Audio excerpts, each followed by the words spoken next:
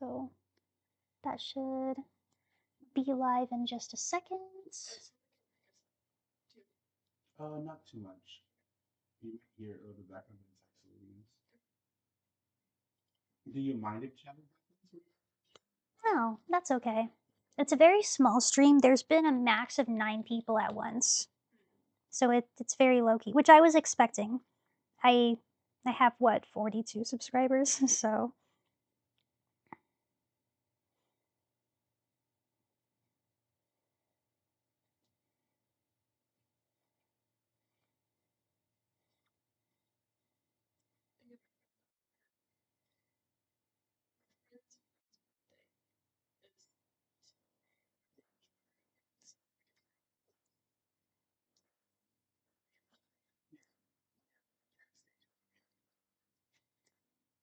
gives people a second to come back in cuz like Is the it on your whole YouTube? yeah, but the whole stream crashed. So I'm hoping that people will even see that this is back up. It's possible that after the last one crashed, people went, "Oh no," and then yeah. It's just you can move this freely too. Thank you. You move it.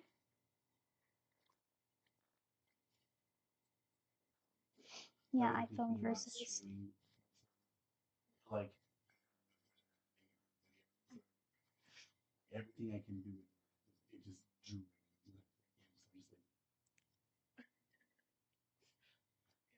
In my head, I'm kind of. felt that.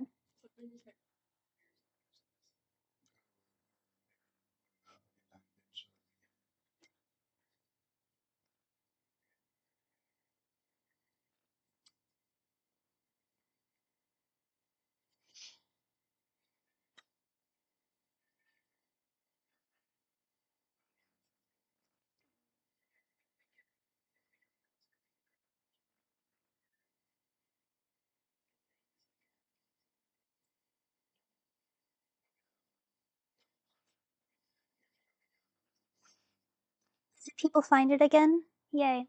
Hi. Hopefully that's working and everyone can see it okay. The last stream completely crashed. I think my computer couldn't handle Silent Hill F and OBS and YouTube at the same time, and it just You're playing Silent Hill? yeah, because I thought it would kind of fit with the theme since it's working. Yeah. I'm I figured that Silent Hill F would be a good kind of related game because of all the foxes and whatnot with like Kitsune and whatnot.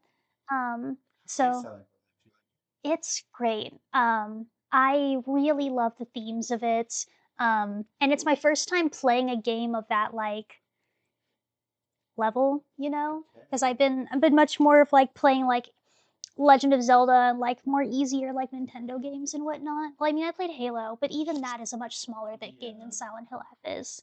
But it was a ton of fun. So, anyways, hi, welcome back for everyone that can see me now. Um, what do you call it? I might not go back on Silent Hill F because I'm a little bit afraid that it's just going to crash everything.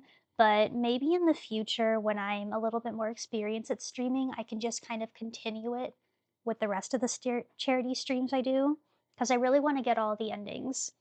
Um, but in addition to that, do you mind if I introduce you? Some of my friends are here, including Leo, who does all of the videography and photography and editing and all the like cool stuff that happens in my Ruby Metal channels while I'm just dancing. So um, I kind of wanted to bring them on to just talk about I don't know, the more nerdy parts of what I do. If you wanted to come say hi, make sure you can see that you're in frame. Hello. Oh, it actually worked. Cool. Yeah. Demi, I do the uh, elect electronic stuff, so they can do the fun stuff. Although I find this stuff really fun. He's kind of just I'm also a karaoke host, so they showed up one time and we were like, "You're really cool," and then yeah, became friends, and then I have a vast knowledge of video stuff. So then now I'm part of the team, the Ruby team. Is Even that what you call it? pretty Ruby team? much. Even though I've been the only one that's in front of the camera so far, I very much consider this our channel, especially with how much work Leo puts into it. And I mentioned it before earlier in like the part one of this stream, but there will be other people joining us soon too. But so far it's been a duo. Um, and Leo's really talented. I would not have been able to make nearly as cool stuff if it wasn't for them. So I'm really glad I met you really recently, just 2 years ago. Literally, like it feels like time keeps flying, but like it's really cool the kind of stuff you've been able to do.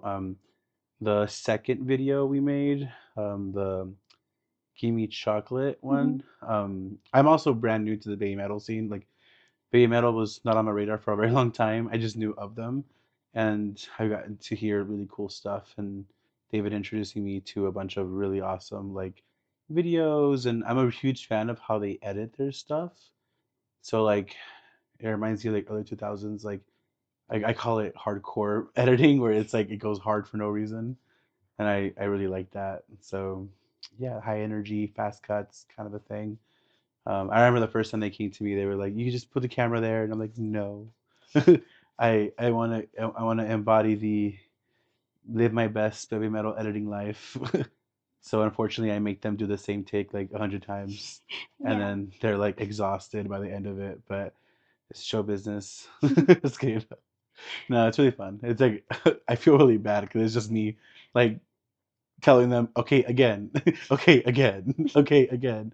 And then they're like, they're probably so tired. I feel so bad. But I'm like, trust the process. Go As much as I joke about it, it's really good endurance training, great. especially if I wanted to ever do more like live performances again at the Champion.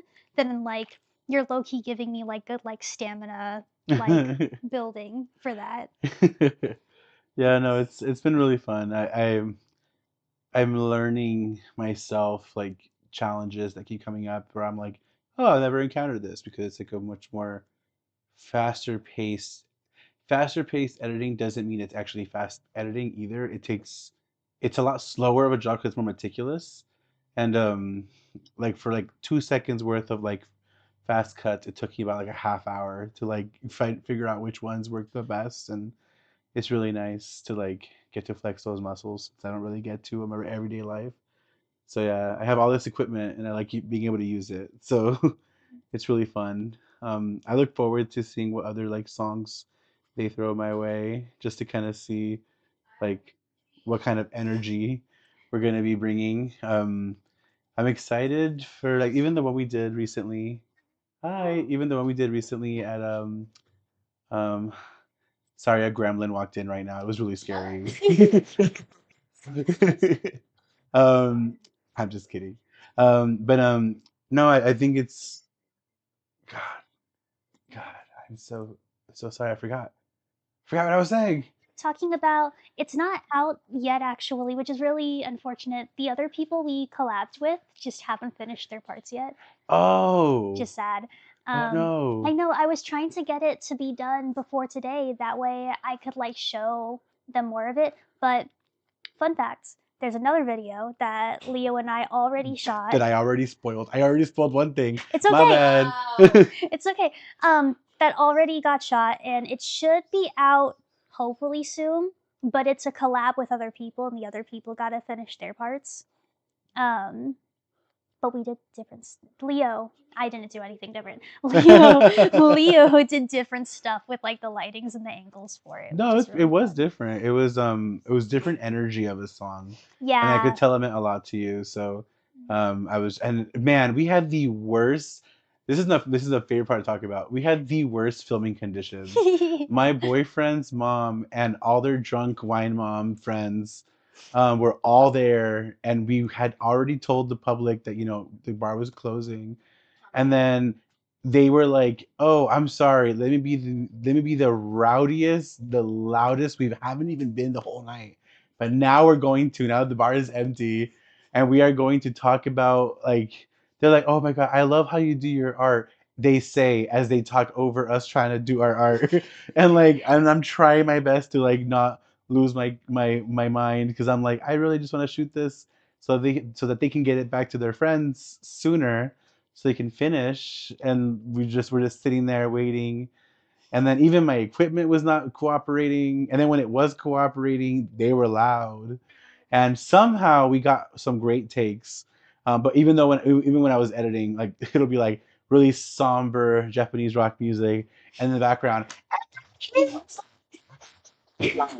like in the background, and I'm like, God damn, um, like I just like, man, it was really annoying. But I got all that out of there. I was able to take it out, which is really fun. And then, but it was just really funny. I was like, poor Ace. Really, really impressive. I'm glad we were actually able to get things done. And it was really well meaning. Like they were just tipsy. It's not like they were like trying to be like intrusive, but I think they were just the ratio of alcohol to self-awareness was just off. Just way off. And they were Just like complimenting my dancing, be like, "Oh my god, that was amazing!" And I was that like, was that was like the most frustrating part. They were being so sweet, "Yeah." but I was like, I need to get this done. And like I have stage fright, and so I was trying to like push through it because I want to eventually do more live performances. But even I want to talk about this for Give Me Chocolate too. We shot Give Me Chocolate last year, Hmm. and it would have been out like before my birthday, like in early December or even like November. But the first time when we were filming Metalism, the first video on my channel where you can see that it's just in the house, it's actually in this house here instead of on that stage. By the way, the stage is called The Champion. You should go visit them and give them money because when you do, it allows me to do my thing. So do it for me. I'm kidding, but like seriously, they're really cool for allowing artists to do their thing there. And so the more people that come, the easier it is for artists to use it as their local scene. But anyways, in the first video that just takes place at this house here, the only people that were there were Leo and I. So I didn't have a ton of bad takes. It took a while more just because of us figuring out how to do our dynamic together for the first time. But like we got it all done in one night. And then it was edited within like a week, if that, like really done deal. Give Me Chocolate happens, but this time, excuse me, it's just so scary to think about. I'm like Yeah. choking up about it again. My boyfriend came to watch for the first time. And so I just get like sick whenever I think about him. It's like a demon. I'm kidding. But I got so nervous because I was like, oh, the boy that I have a crush on is going to watch me dance that I couldn't get a good take for the life of me. And then the cake smashing that you see in the video that actually came out, I baked an entire cake in a Hello Kitty mold for it, but then when we filmed the smashing, it was just not it was just not giving. Like instead of like the cool chocolate splashing everywhere that you see in the actual video that came out, it was just a sad crumpled up under the bat and there was no dynamic really to it. Well, there was some but not nearly as much. It just wasn't like the cake itself. I don't know if it was a batter or because we were taking forever to actually film. Mhm. Because again, setting up camera, setting up angles.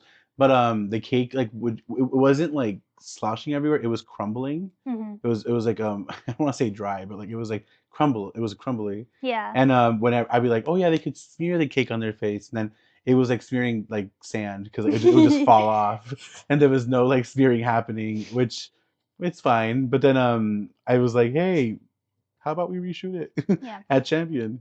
So we reshot the entire thing at the Champion bar. Um, and then I got an entirely new cake, which this cake was so much bougier, and so it kind of hurt to smash, especially It was because very pretty. especially because at that point the recession got a little worse, so it was a little less justified to waste food. And I low key cried a little inside, but I was like, no, I gotta commit to the bid. It's fine.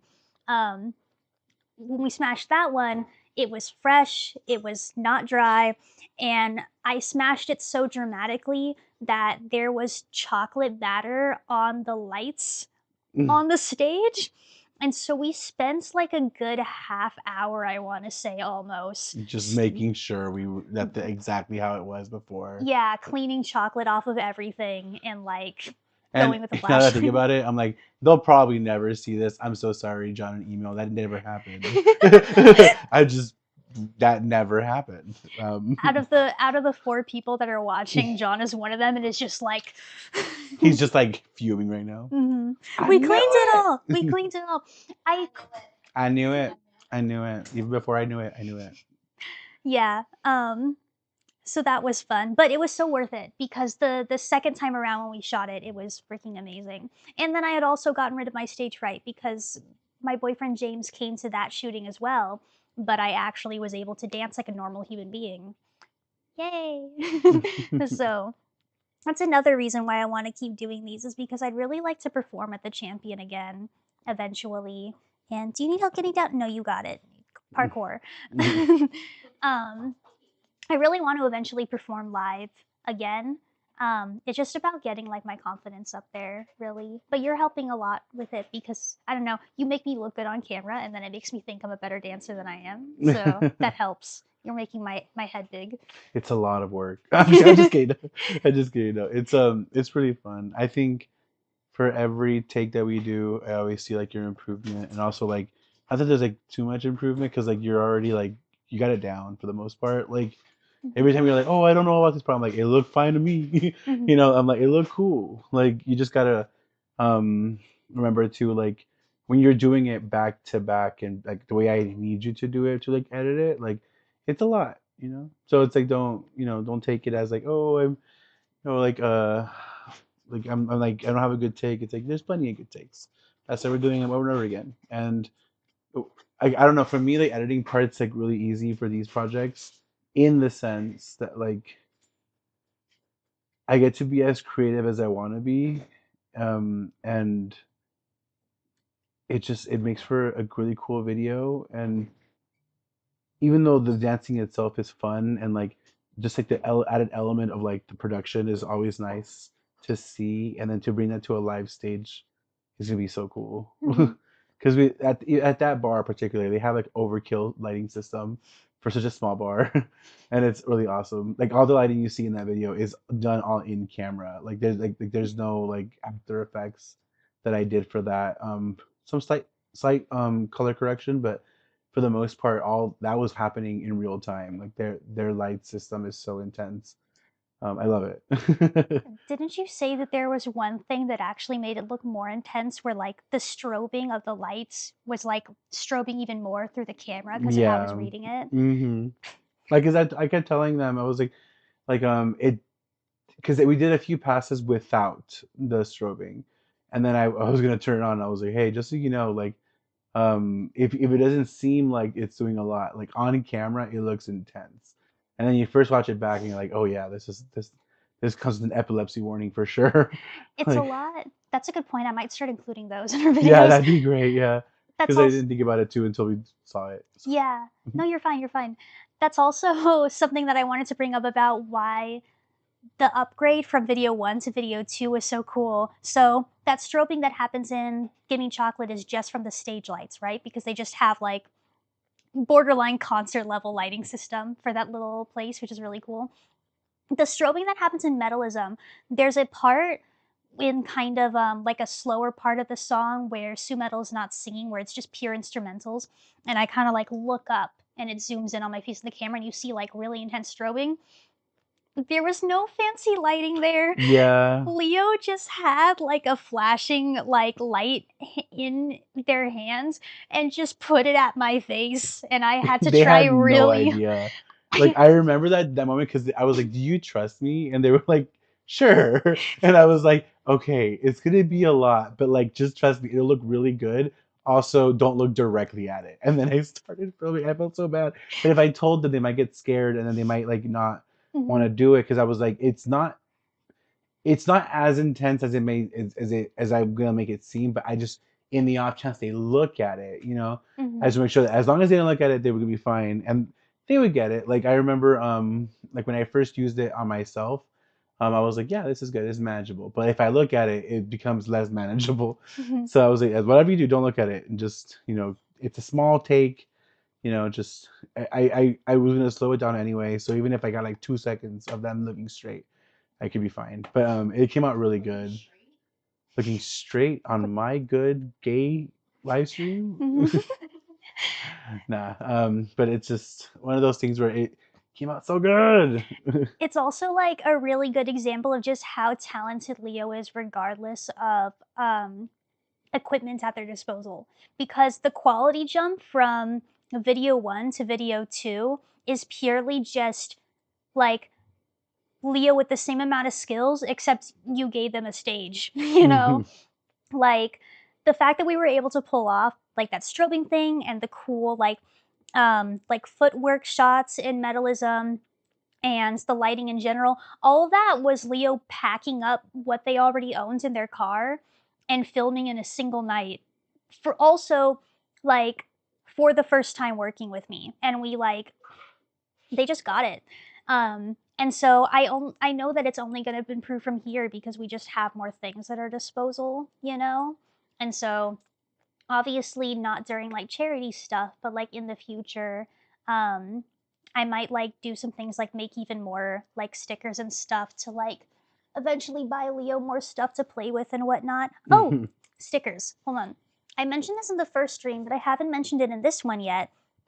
After this stream, I want to make another opportunity for people to donate to the cause. So we have in the link in the description below is a charity goal for the National Eating Disorder Association, and they fund research and treatments and just general awareness for eating disorders. So that link is in the description below. If you donate to that, I say thank you and I put your name on the board. We already have 2 donations so far. We have $60 already donated to the cause. After that, I have been working on making some Babymetal stickers. They're not done yet because this iPad was having technical difficulties, but it's finally up now. Oh, that's really cute. So for the rest of the month after this stream, I'm gonna be, as soon as these are done, putting these on my Ko-fi or my Etsy. I will link where they are once they are done. And for the rest of the entire month of Eating Disorder Awareness Month, all of the profits to these will go entirely to the National Eating Disorder Association. So the only other thing that wouldn't be paid for is like the stamps to send it to you. And I already own stamps also, so it's gonna be extremely minimal cost to y'all, you know? I'm probably literally gonna put these at like $1 each plus the cost of stamps and envelopes, you know?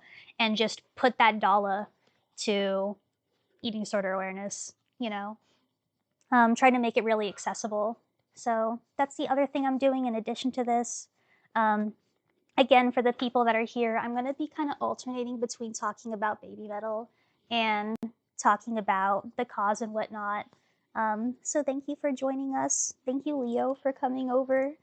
They're super talented and they don't just work for me. If you go to like my channel and whatnot and you scroll down and it talks about like other linked like creators, their YouTube is there, and I believe they might also have some links to like other places you can contact them. I'm not entirely sure, but they do photography and like videography and commissions for like camera things in general. So if you happen to be local to our area, for the low cost of $300 billion, I'm kidding, but like for, you know, you might be able to, if you're local, talk to them and also get some cool stuff. They're not just like my friend, they're actually a professional that I just have the privilege of being friends with. So Yeah, it is really exciting for me because now I just found out in real time that I can charge them $300 billion. Just thank you yeah, guys for that. it's their rate per minute. Per minute, please. Per minute. Nah, I'm just kidding. But yeah, no, thank you for having me. Hi all, hi y'all, whoever you are. I love you. Ay, Leo. they're hearing me struggle. Ah. Oh, have fun. Oh, so you're just gonna head out now? Yeah, that's fine. Okay. I'm That's gonna fine. probably spend the rest of the stream. I'm gonna like move my camera over there and like cook Babymetal food. So there, it'll probably be like extras for you when you come back if you're still hungry. Yeah, but yeah, Iron Lung is really good. Yeah, another charity you can donate to. Donate blood. If you don't have money to donate this, you do have blood. So your wallets or your veins, choose one.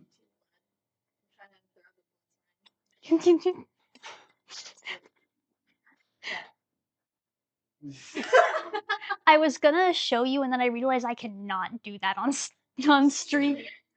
And I don't know.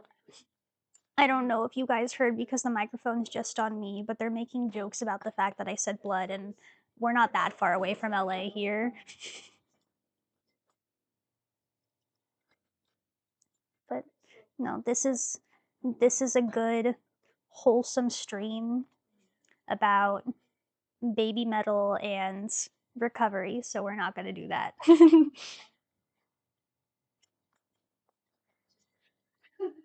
Okay.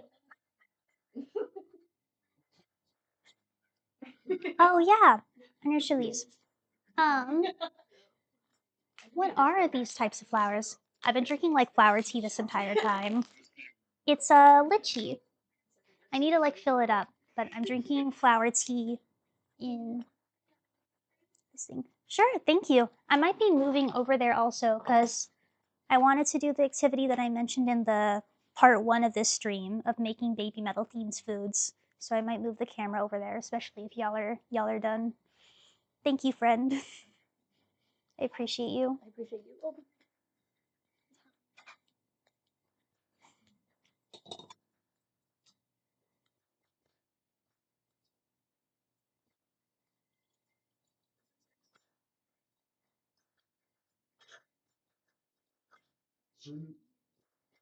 I just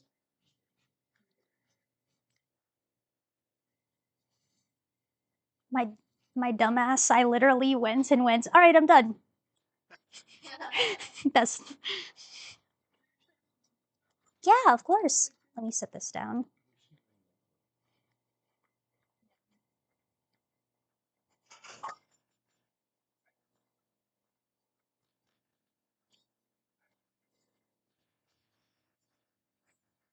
The Sunhelp Iron Lung versus Barbieheimer.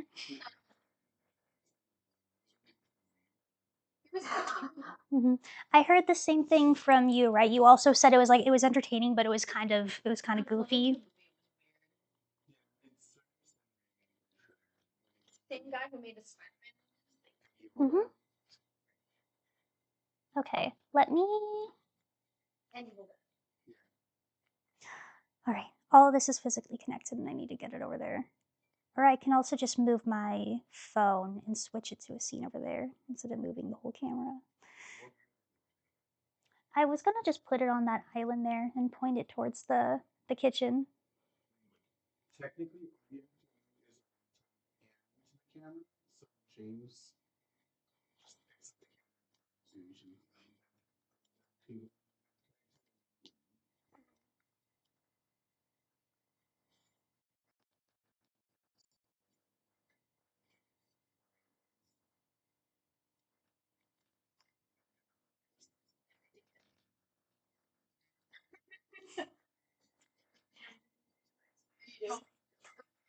Yay!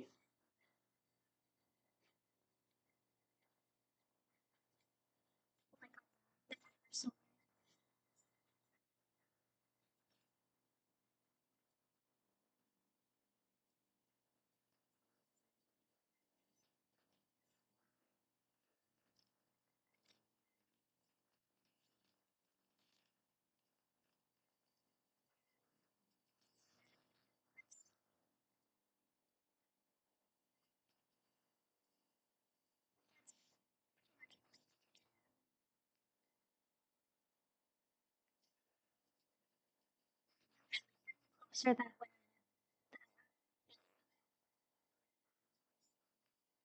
That should be good. Okay, so for those of y'all that are here for the Babymetal section, I already prepped ingredients for it, but all the Babymetal members have talked about their favorite foods in different interviews. So, Momo Metals, for example, is simmered pumpkin soup. Moa Metals is omurice. Sue Metal likes bacon burgers and chocolate milkshakes. And then Yui Metal is a little insane person, and she likes to eat raw tomatoes just straight up.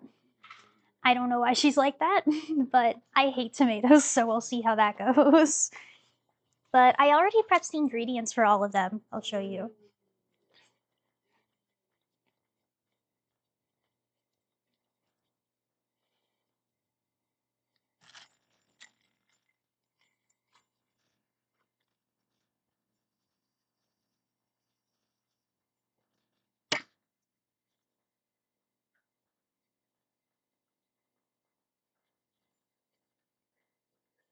So these are the chopped veggies for Momo Metals,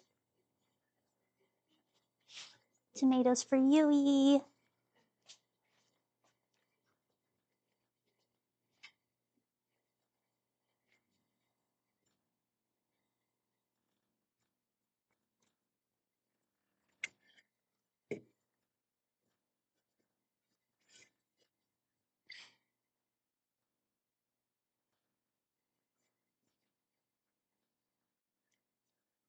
There.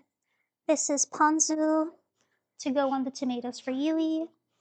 And then I have Moa Metals omurice and Sue Metals bacon burger stuff.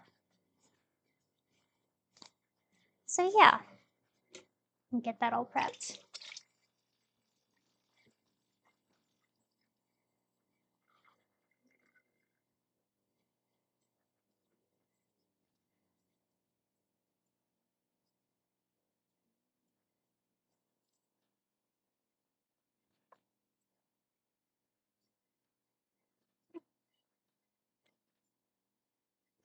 Is this rice from this morning? It must be because it was empty last night.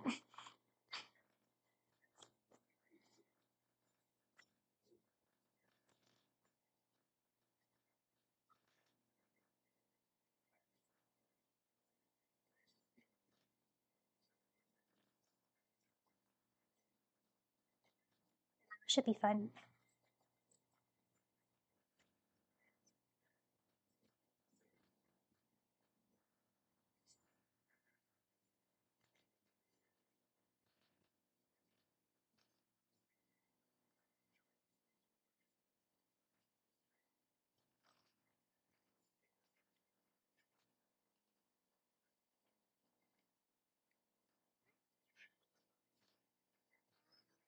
You,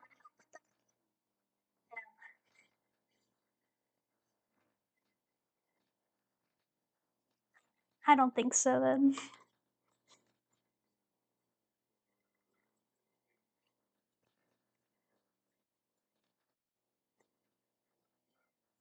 This is rice for the omurice, and then I'm gonna make some more as well. It's my first time making a lot of these dishes, and some of them are kind of hard. Like I've made burgers before. Sue Metals is like the easiest. I mean, I'm American. I better know how to make burgers. But like omurice is apparently like one of the most difficult like types of omelets to ever make. So, and I didn't practice it all before doing it because I thought it would be kind of interesting to see where my skill level is at if I just go for it. So, I have no prep for that part at all.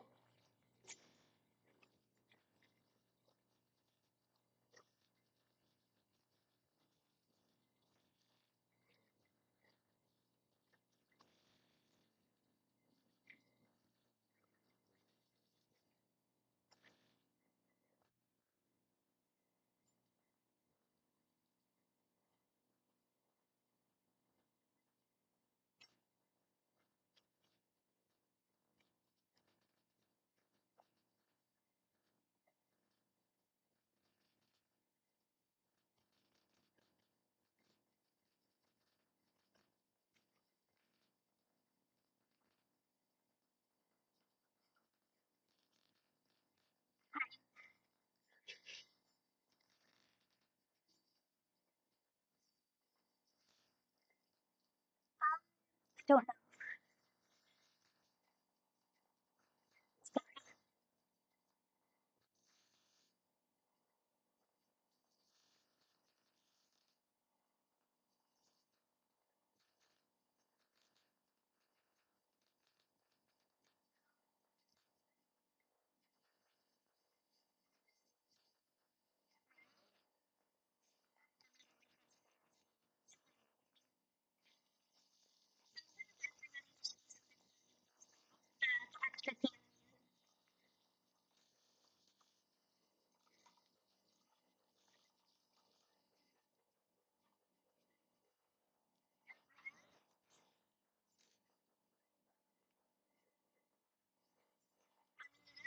just a flower in a teapot, so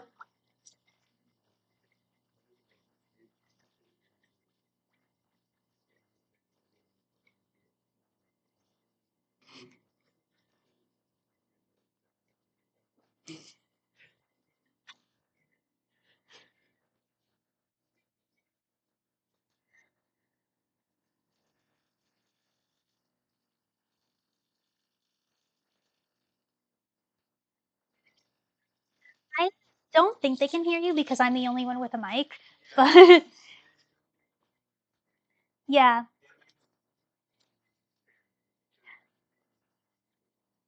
the rest of y'all that want to know who I'm talking to, my friends off camera said that the flower tea I provided tastes like a bath.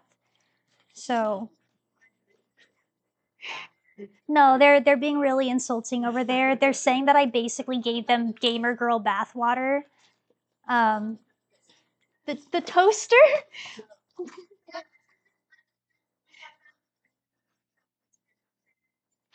I'm not saying that on a recovery stream.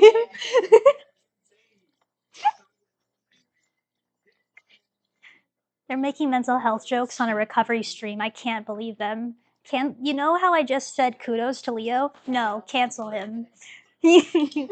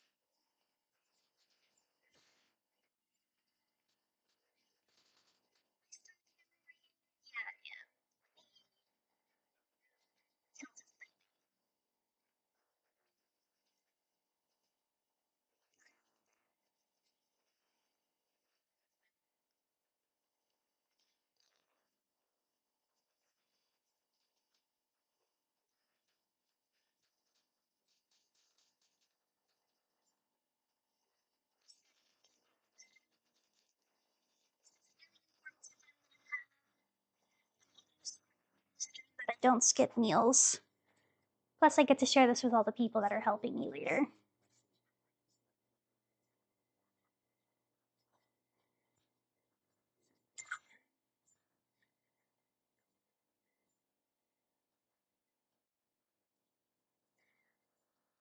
It's on. Let me know if the sound of the fan picks up too much.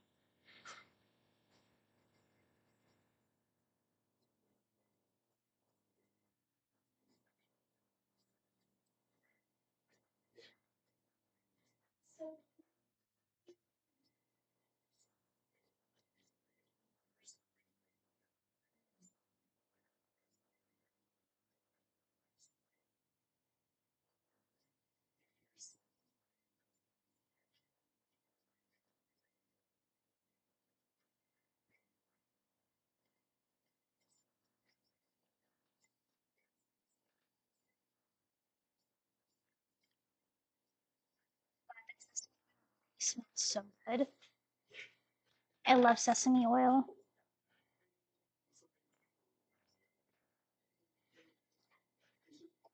There we go.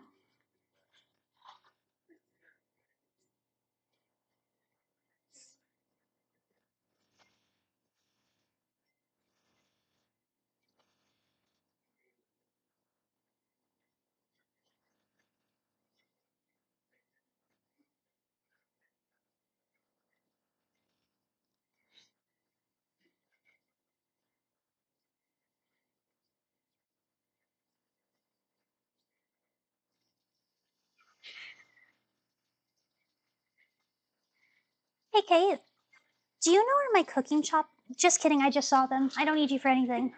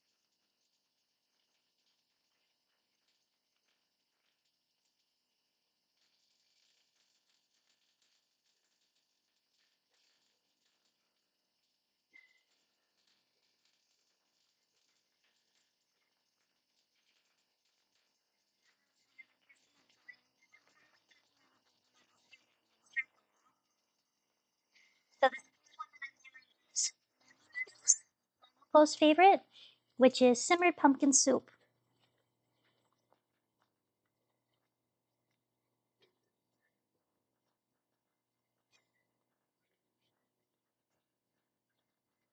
I try to like save on dishes by not putting all of this like in separate containers and just putting everything for one recipe in one container.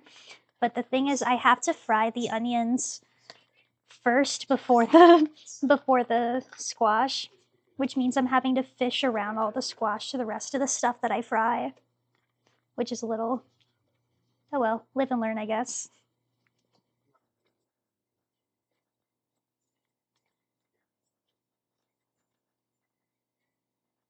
Was there an audio issue or something? We want to make sure that they can't hear the conversation. Oh, yeah, no. I don't think they can hear anything except for my mic. Is there like cooking sounds even? I don't think so. Yeah, because I was worried about whether or not I should turn on the vents if it would be too loud. Yeah. I'll just inhale the CO2, just for a day, you know? I just care about the cause so much that I'm willing to poison my lungs.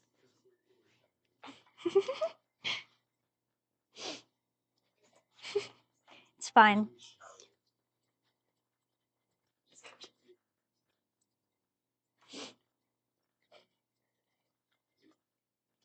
Mhm.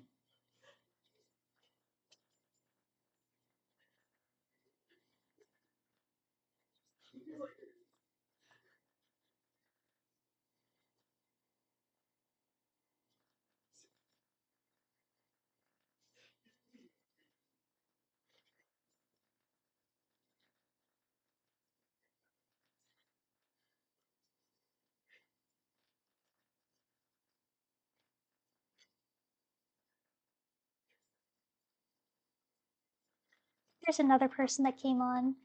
If you're a new person, hello, welcome to the Babymetal Themes charity stream. In the description below is a link to donate money to the National Eating Disorder Association. Your money will go towards research and treatment for people with eating disorders. They also just tend to give out a lot of like good information in general so that people can learn about eating disorders. They're affiliated with the hospital that treated me when I was going through mine, and they're the whole reason why I'm able to dance again, because there was a big period of time when I physically couldn't. Back from getting boba, what you cooking? Hi, I am cooking all of Babymetal's favorite dishes. This one right now is Momoko's favorite dish. It's simmered pumpkin soup. And then I'm also going to cook Moa Metals, which is omurice. Sue Metals is bacon hamburger and chocolate shake. And then Yui Metals' favorite, she's silly. I don't want to use like, because like you know how like people will use like psychology terms incorrectly to like say someone's weird. They'll call someone like a psychopath or something. I'm trying to avoid doing that on a recovery stream because I think that's a little counterintuitive. But she's a little weirdo and she likes to eat raw tomatoes like they're apples. So I have some raw tomatoes. I hate raw tomatoes so much in any form. I don't even like them on my burgers. So I'm a little worried about that, but I did make some homemade ponzu. Um, the garden that we have here actually has citrus trees, so I made ponzu with fresh oranges, lemons, and grapefruit, so it should be a really flavorful ponzu to dress the tomatoes in to hopefully make them taste a little bit better. But I figured I can't have an eating disorder stream and skip meals, so I'm keeping it Babymetal themed by eating all their favorite foods. I need to simmer these veggies for 10 minutes. They've already been on for a little bit just because it took me so long to fish through the squash and get them, so it shouldn't take that long. I might simmer them for like 5 minutes instead.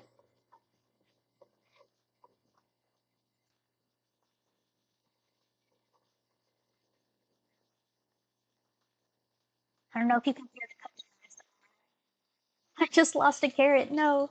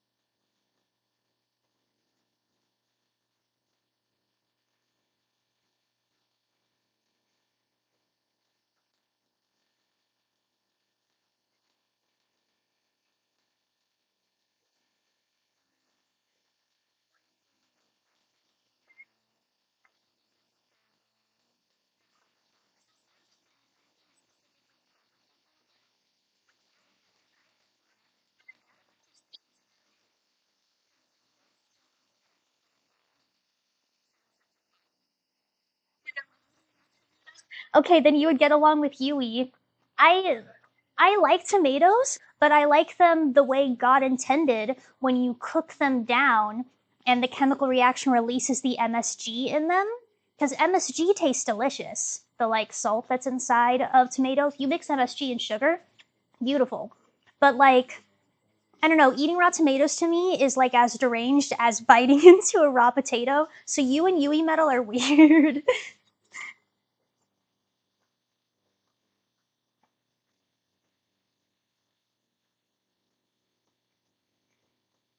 What I'm saying is I'm judging you.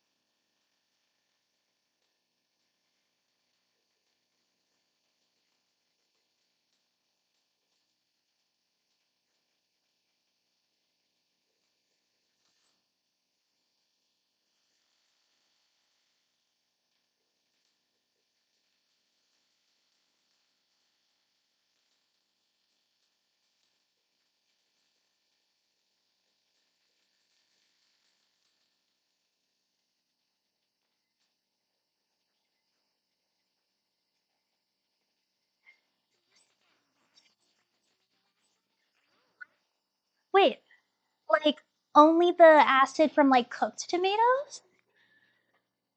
I wonder if you're allergic to MSG. But I feel like that's something that like health nuts say, like people who bought into the propaganda that important PSA because we're on an eating disorder stream.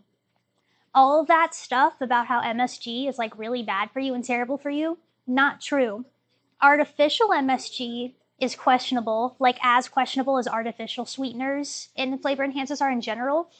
But MSG in general is just salt that's naturally occurs in tomatoes. A lot of the reason why those articles came out in the first place saying that it was bad was racism, because MSG, I keep saying MSJC because it's the college I go to, because MSG is just a compound found in tomatoes and it's common in Asian food. And people started being like, meh, it's not good for you. No, MSG is fine. The reason why, like, really fast food Asian food isn't good for you is the same reason why American fast food isn't good for you. It's just too much sugar and salt. It has nothing to do with MSG being evil. Oh, you have sensitive skin and would eat a ton of tomatoes. MSJC is crazy. Yeah. But yeah, important PSA. MSG is not evil. If that's one of your like unsafe foods or like your anxiety foods with your eating disorder, I challenge you to research it and try eating some tomatoes because it's okay for you. It is. It's fine. Dietitians are racist. Don't believe everything they say.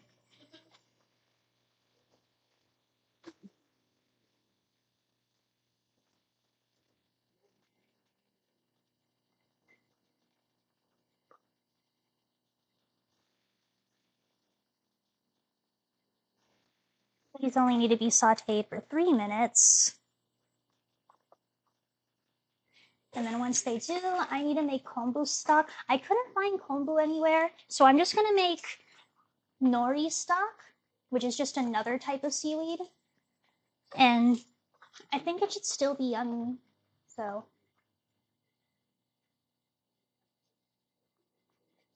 Bought into the MSG stuff. I'm shrimply better. Hell yeah. Or never bought into it. Good for you. I'm glad. I think it's one of those things that people just never fact checked, or like they heard about it forever ago, but then when research got updated, people didn't hear about it. That happens with a lot of things. Like you research it once, and then when things are updated, the updated information is just not as commonly accessible, or people don't go looking for it.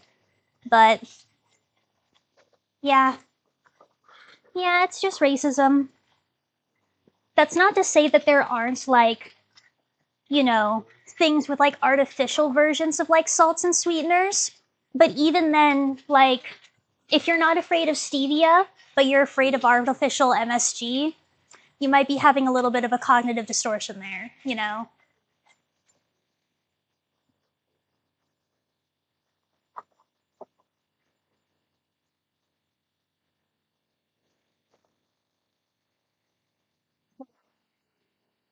I think that's a common fear food for a lot of people.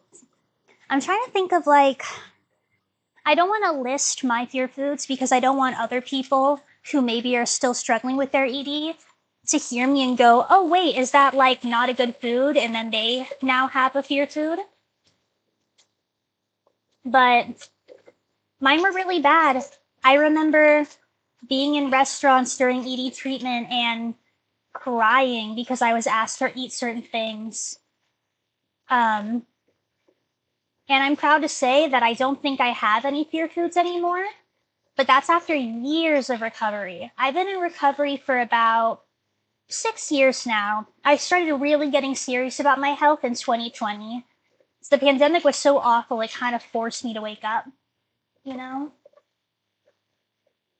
So, trying to see if you can actually hear the cooking that's going on and whatnot. But it's rough, and it's not easy to get over. It's not something where you hear that something's not actually bad for you and you go, oh, I'm cured now. It's not that simple. It's never that simple. But still, education can at least be one small part of it, because it's so much harder to unlearn things when like someone's telling you that something's actually healthy for you and you're like, you're literally insane. Why should I trust you on any of your mental health advice when you won't even tell the truth about something like MSG? And then it makes it even harder to recover because you're questioning everything, you know?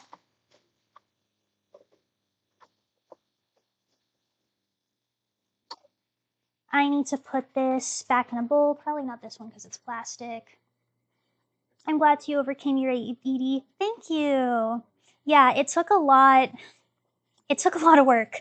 Um, Again, like kind of 6 years, and I still have like rough thoughts about it every now and then, but basically because I put so much passion into like my dance project and the other projects I have with my friends, I can't afford to relapse because I wouldn't be able to do this anymore, and that means that I wouldn't be able to make art with my friends. So I'm at the point now where it's like, even if I want to relapse sometimes, it's not an option. I can't do it. I just can't. Get like a good glass bowl to put this in. I'll get this because it's cute.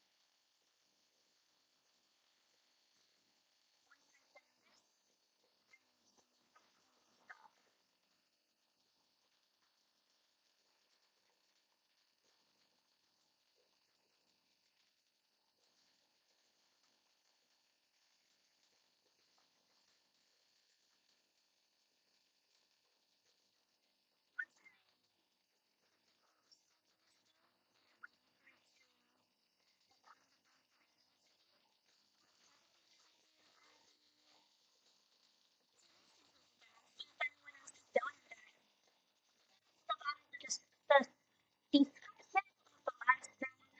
last time I checked, we were at $60, which is about 12% of our goal. Even if we don't make the goal, I'm really happy. I'm aware that I'm a very small channel. I've been averaging like four consistent viewers, but any amount is something, you know? And with everything going on in the world, I think that a lot of people feel really hopeless about what to do.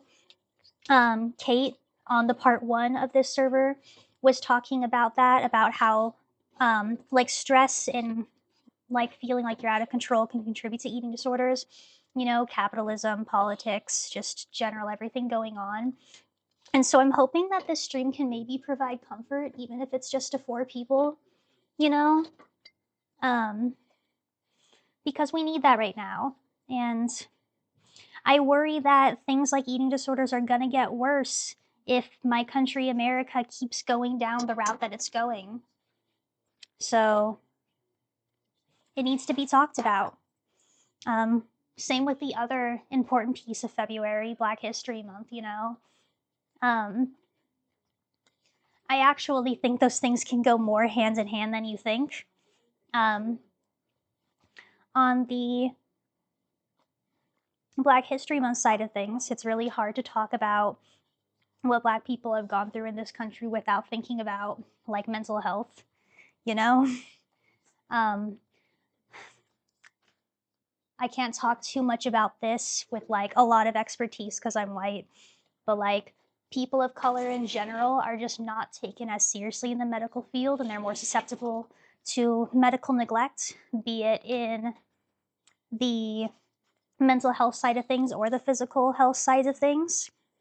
Can talk about the fact that BMIs as a concept were just purely based off of white men like multiple generations ago and are thus inaccurate. Speaking of, the military no longer uses BMI as their basis for like health. So one little victory there. We're finally getting a little farther away from that really outdated system. Another thing to keep in mind if you have an eating disorder that has to do with focus on weight is that your BMI doesn't mean what you think it does. It's a really outdated and like proven to be inaccurate and flawed metric, especially if you're not a working class white man of like middle age, because they did not incorporate other people's body types into that whatsoever, like not even a little bit. So super inaccurate. And then on the eating disorder side of things for like the Black history and whatnot, it's hard to talk about the body acceptance part of it without acknowledging that a lot of the beauty standards you see online that might be contributing to eating disorders are based off of Eurocentric beauty standards. And like, you know, early 2000s white celebrity bodies that were super skinny and didn't have curves was kind of like directly antagonistic to people that might not have, you know, Eurocentric features and Eurocentric bodies.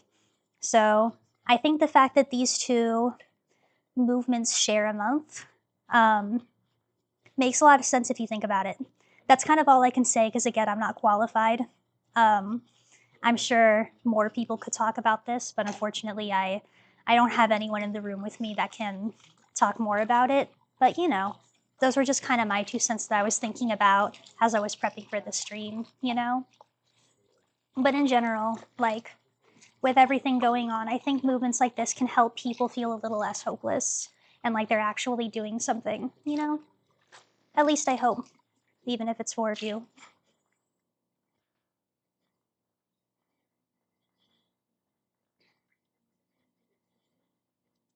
You fluctuated every few months. Yeah. Yeah. I mean, that's the other thing is that, like, eating disorders aren't a constant thing. It's not constantly losing or gaining weight or constantly eating or not eating. It goes like this.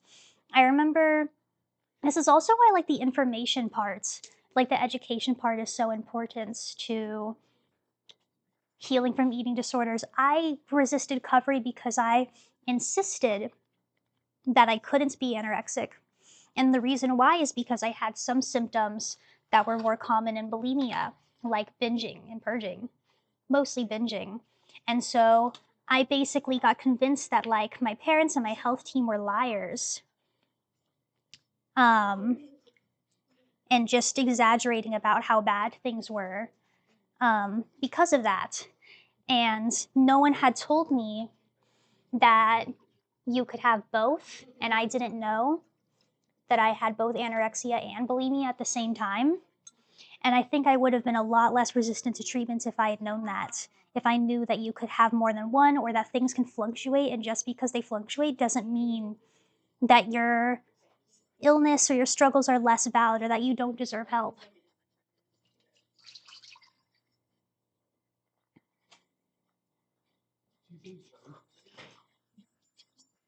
And she's too sick. Oh, poor thing.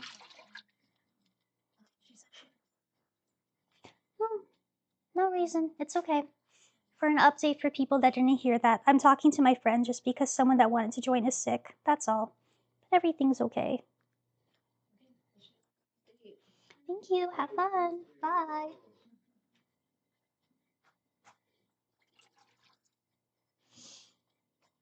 Okay. I'm getting that stock started.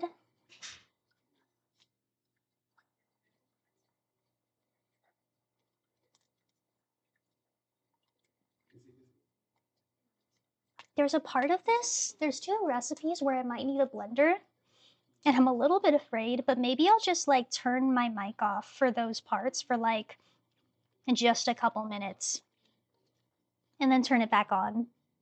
That way I don't kill you guys. Let me see. 69% on the camera. A. Is it gonna need a new battery soon, you think? Is the battery like a switch out or is it a. Okay.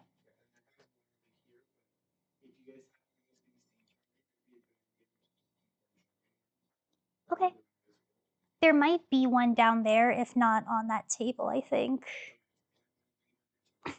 No, thank you for reminding me. I would have kept yapping until the computer died, and I don't want to make.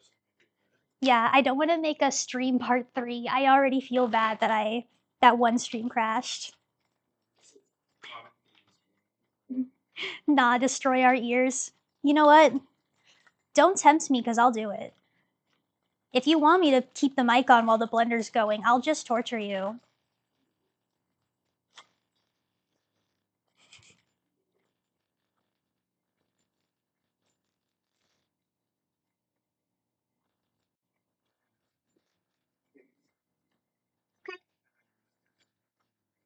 Yeah. So my boyfriend was really sweet and went to get me like a camera capture card. Is that what they're called? Um, I wanted him to get like the one that's like $13 to $30, but when he went to Best Buy, they only had the $200 version, and he bought it anyways. So slay.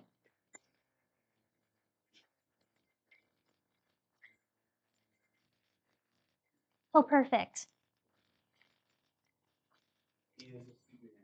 Yeah. So he got me the $200 one, but Leo, the person who was on earlier talking about video and editing stuff, I think everyone here already knows who that is, anyways. Is gonna take it home and mess with it before we return it because why not? Mhm.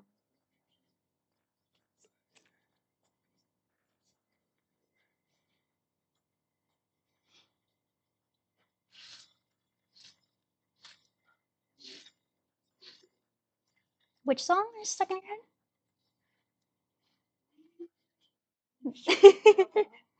Again, glad that you don't have a mic on.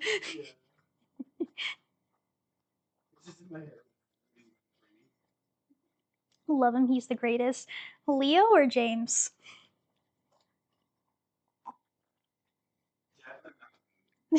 Leo said definitely not me. One of you's the greatest. One of you? I won't say who.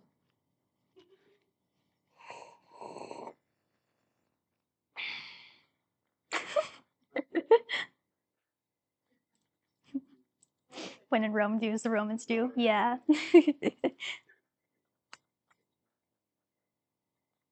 The stock is becoming stock. You good? That was a rubber chicken. Leo stepped on a rubber chicken and got the absolute shit scared out of him. For Jax, it's Jax's toy. Duh.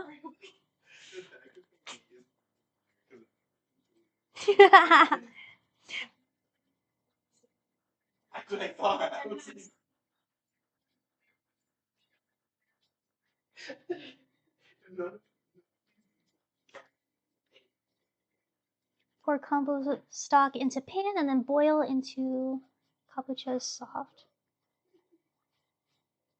Okay, so all this goes back in now. So, yay. I meant James, but why not Leo? Leo, you're second best. I'm sorry.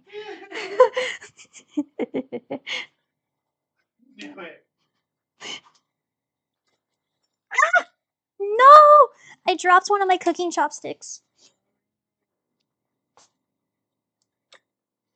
It's okay. I own dish soap. Everything's fine. You both headed out? Have a good night. Thank you so much for hanging out and helping and providing everything. And I love you. Yeah, of course. And you got the things you needed from Kate? The stuff you picked up?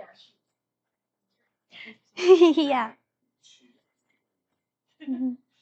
They always do.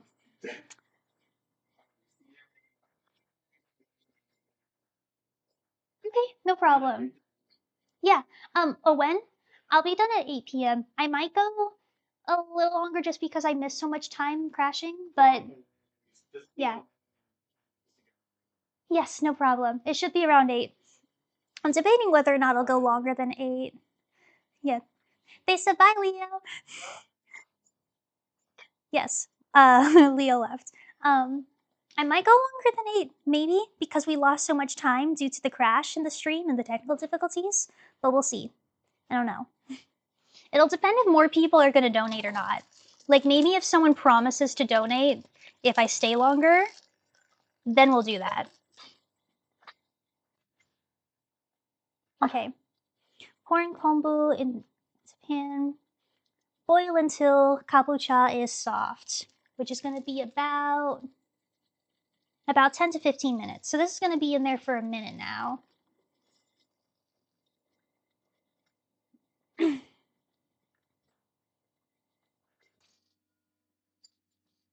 Did you hear me slap this thing on there by accident? Oops.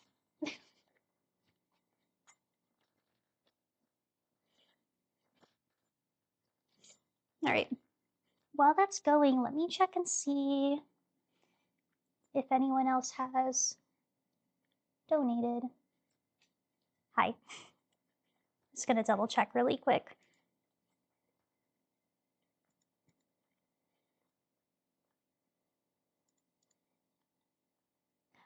Yes, we've had another donation. Thank you, Jeff.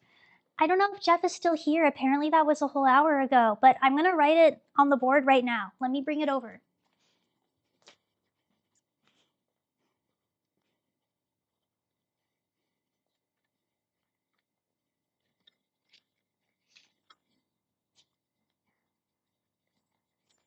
Okay, so writing down the other donation we have.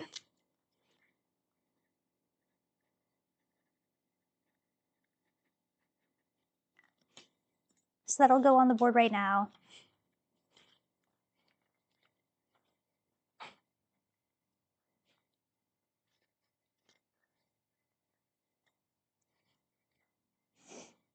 So as an update, we now have $60 raised to go to the National Eating Disorder Association, which again provides research and treatments for people with eating disorders and also just general information for the public and advocacy. Got 3 donors so far. I didn't even see what percentage of the goal it is, but yeah. I wonder if I can prop this somewhere now that I'm over here. I don't know if I can, but thank you so much. Let's see.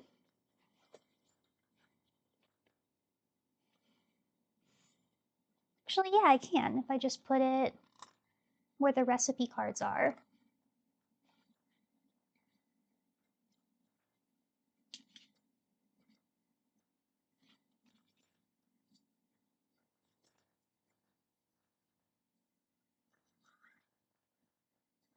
Oh, maybe it won't fit. Does that work? Kind of. I don't think you can even see it. But those are the donations. How do I fix that? I think if I turn off that light. Oh, but it might mess with the lighting. Oh no, I'm not sure. But yeah, so that brings us to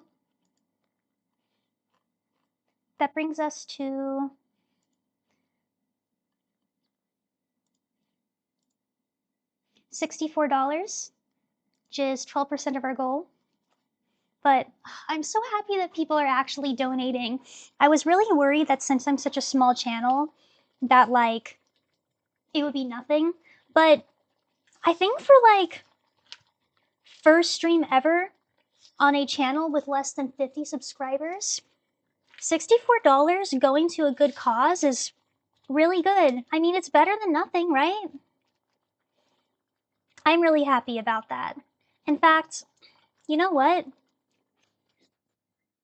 I still have like at least 5 minutes, if not more, that this needs to simmer. Let me see if I can donate from my phone. I think I'm able to.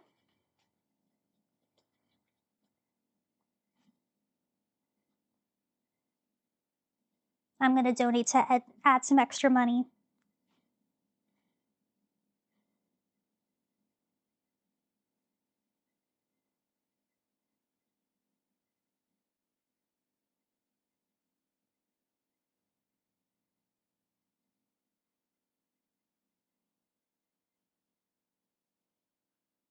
Should be able to do it from here.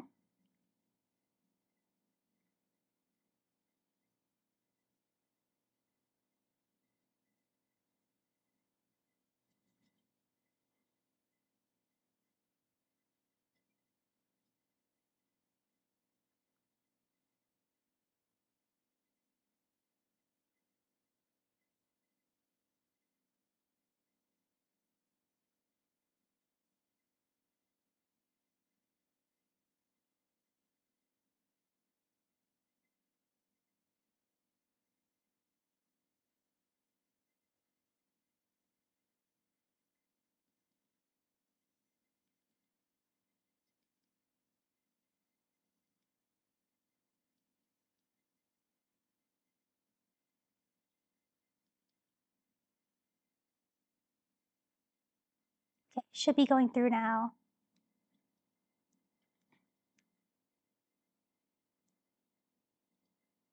Yes. Okay. So I just donated 5. I'm not going to put it on the board because that's just me and I'm already here. But now we should be at $70. 64 bucks is like at least 10 Big Macs. You're so right. 10 Big Macs to go to people who need to get over their fear of eating food or eating food in a healthy way. Oh, because of the like fees, instead of 70, we're at $69. I hope that doesn't like deter anyone from adding more money to like make that number go away.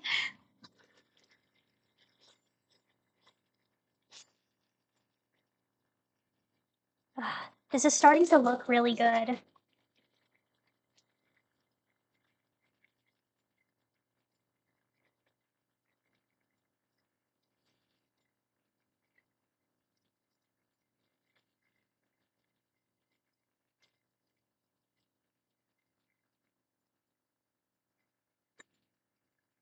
I'm gonna see how soft it is now. I'm gonna test it with.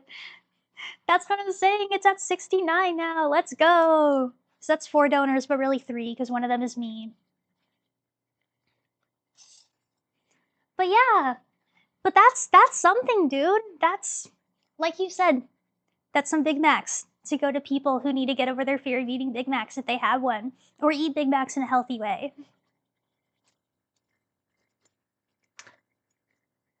This is already getting soft. I think it might be ready for the next step. Yeah. We need to puree this in the blender. So it's time for the blender part. You should 100% put your name on the board. Maybe I will, like, at the end of the stream to, like, finish it off, you know?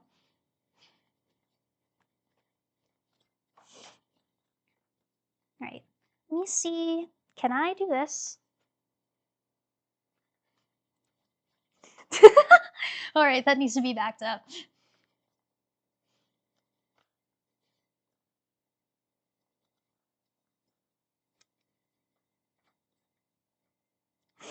It's gonna be such a funny angle. I'm not even sure if I'll be able to tell if it even focuses on me. Let me double check.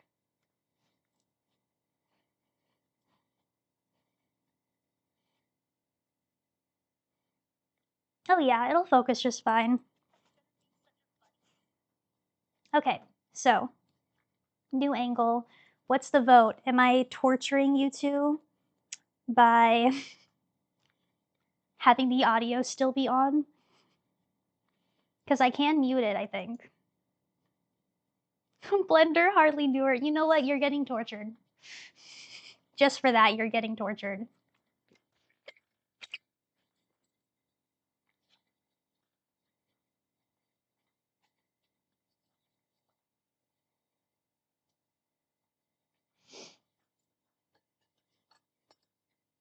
I think I should actually bring this over and pour it just because it's in a super heavy thing.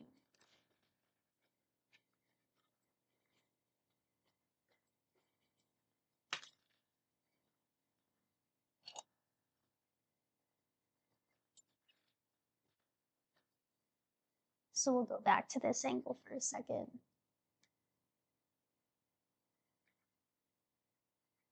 Yeah. Just for a second.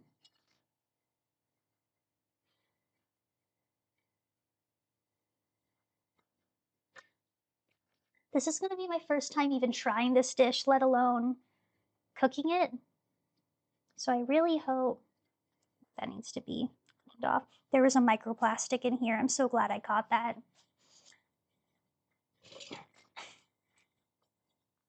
Oh yeah, you know what I just realized is we didn't talk about one eating disorder. We talked about a little bit about anemia, BED, and EDNOS, eating disorder not otherwise defined.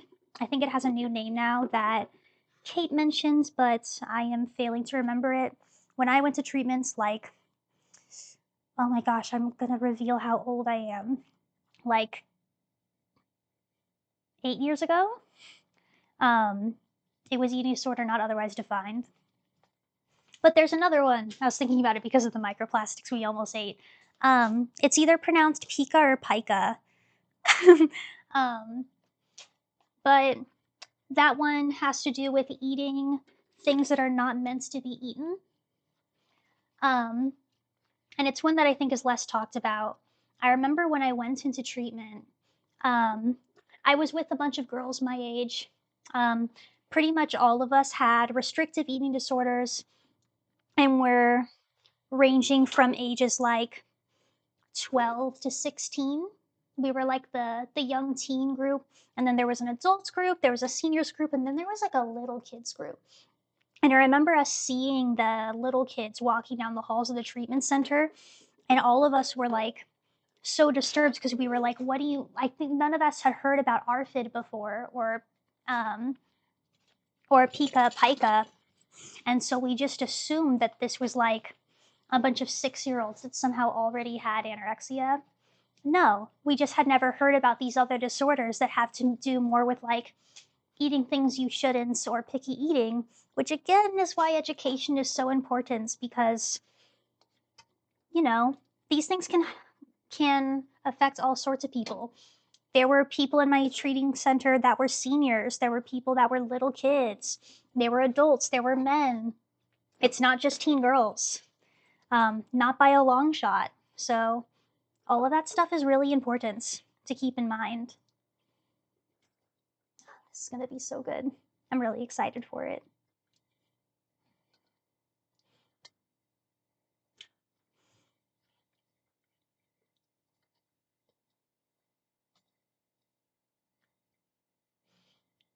Learning about these things is pretty cool. I'm so glad. Knowledge is power.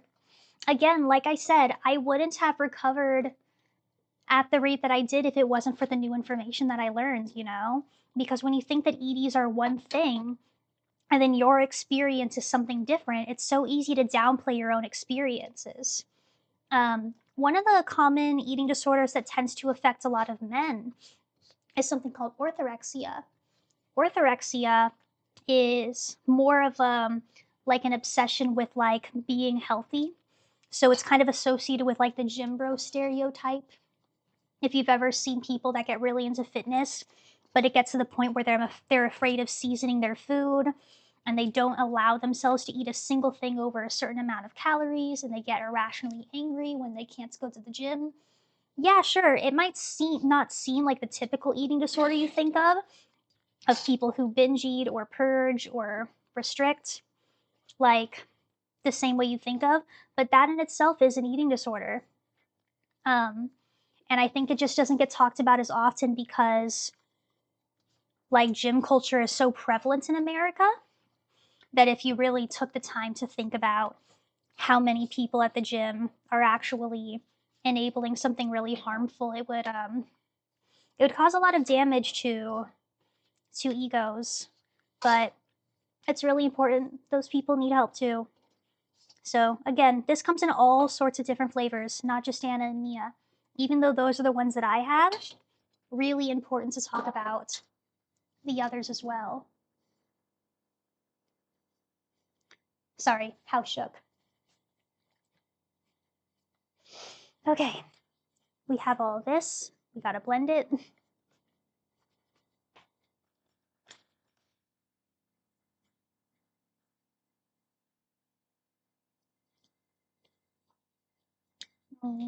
Turn the camera over here.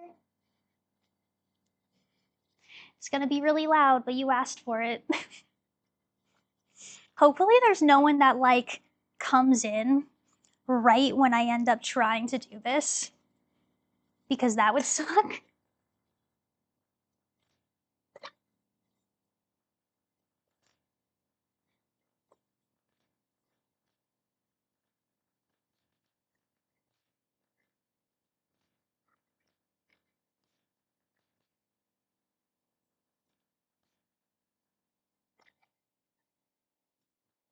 Why is this? Oh, that's why.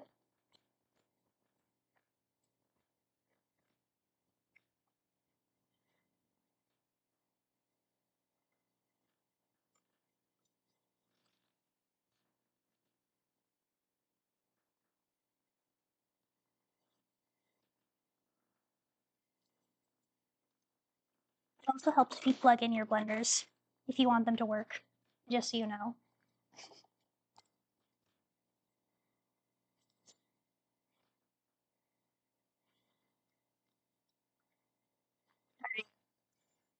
Are you ready?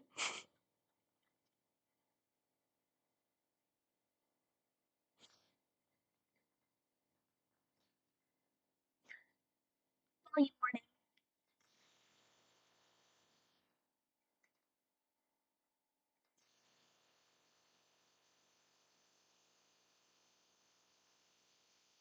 See how bad that is.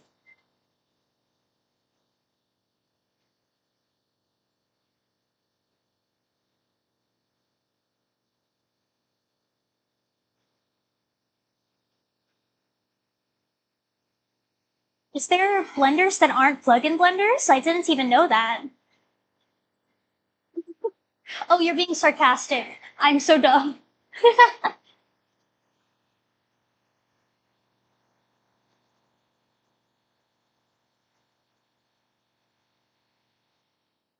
This blender is so nice. We got like a really cheap one from Costco back in the day. And it was really cute. It was red, but every time you would use it, it would just smell like smoke. It was so bad. And I just got gifted this Ninja from my boyfriend's mother. And it is, oh, it is so nice. It is so unbelievably nice. Oh, my PC is running low. I need to fix that really quick. So, 1 second.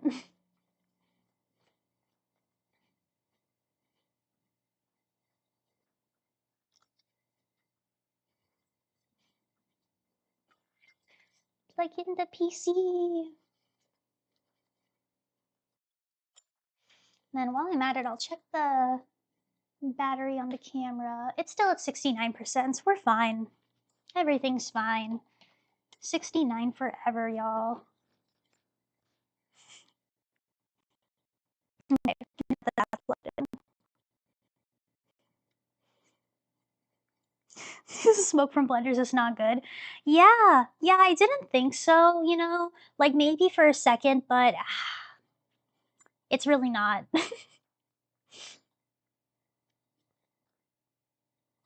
Return to pot with soya milk. Okay, returning to pot with soya milk.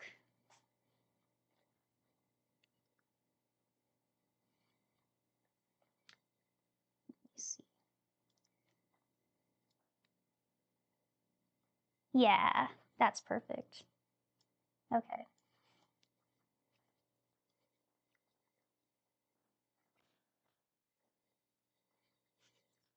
Nice and warm.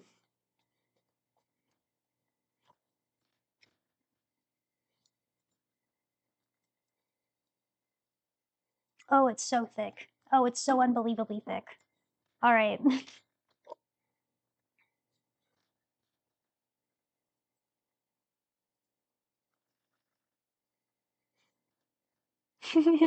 it's too thick to come out. All right, let's see if I can help it a little bit. And then we also need the soya milk.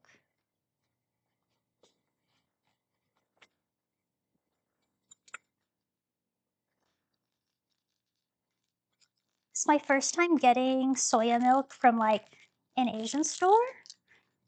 And instead of just having a normal opening, it's got like this little guy that you add to it. I keep forgetting that the camera's not on my laptop.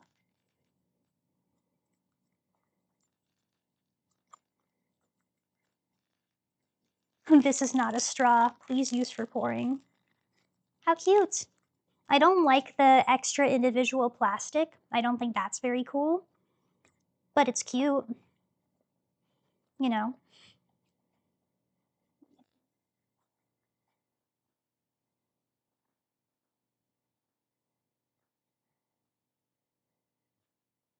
There we go.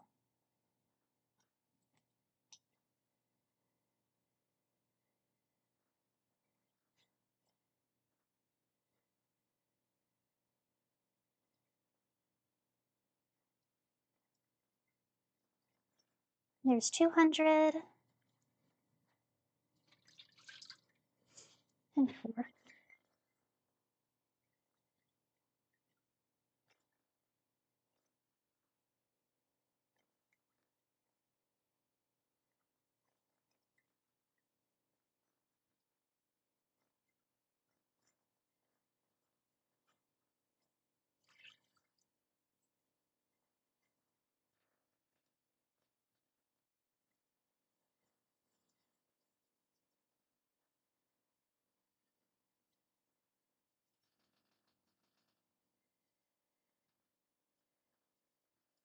If I just remove some of this with a spoon, it'll make it easier for the rest to fall out.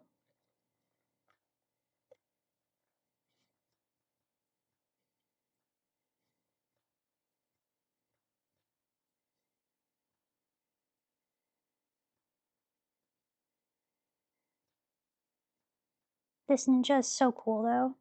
I'm so glad I have this thing now. It's my first time having a good blender, and I'm really excited in the summer to use this because, fun fact, I'm Brazilian. Or more specifically, my dad is Brazilian. I'm American, but you know, culturally half. And I love making acai bowls. But I kind of was always playing a little gambling game whenever I made it before because my blender made smoke whenever I tried to make it. So there we go. That's much easier.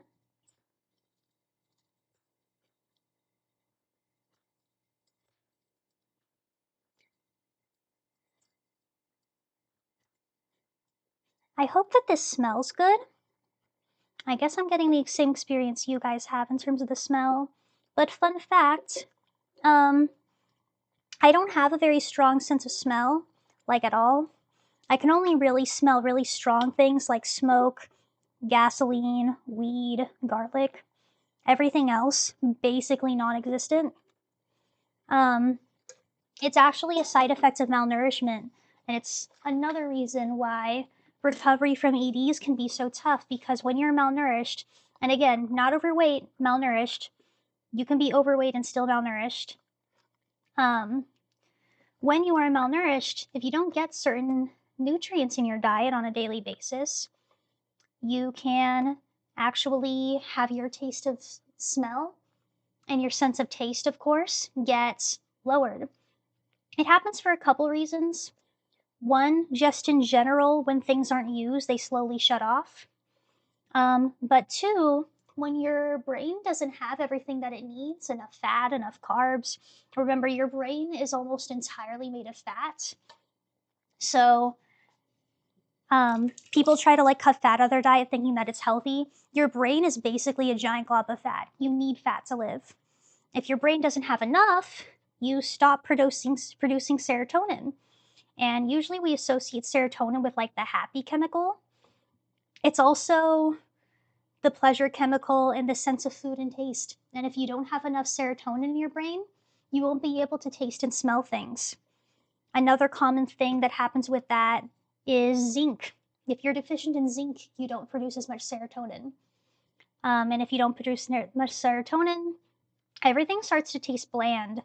This can happen both in depression and eating disorders because both kind of result in the same chemical being lacked in the brain, the same hormone. And so a common thing that they do for people in treatment with eating disorders is they give them zinc supplements, because it's so much harder to convince yourself to eat if you have a restrictive eating disorder, if you're at the point where you're so deficient in serotonin that everything you eat tastes like shit, you know, just tastes flavorless. So if you feel like food isn't even enjoyable anymore, it might not be you. You might literally not have enough serotonin in your brain. For like the longest time, you couldn't smell and taste for a hot minute. Yeah, literally. It's a real thing. And that's without even like, you know, COVID nose, which I'm sure makes it even worse, you know, if anyone has that. I genuinely don't even know if I do, because I've had Anna nose for so long that it wouldn't even matter. But yeah, another thing to think about, it sucks. I will say also on that note, my sense of like taste and smell did get a little bit better when I entered recovery.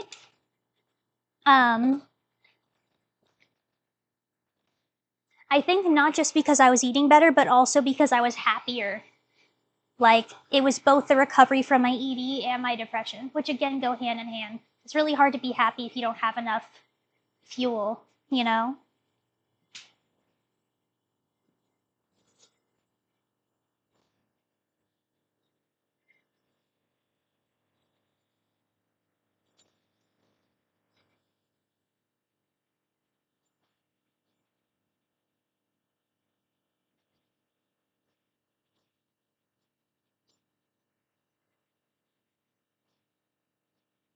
This soup is gonna be done soon. I need to add miso, pepper, and garnish it with chives. And then we have our first little meal of it done.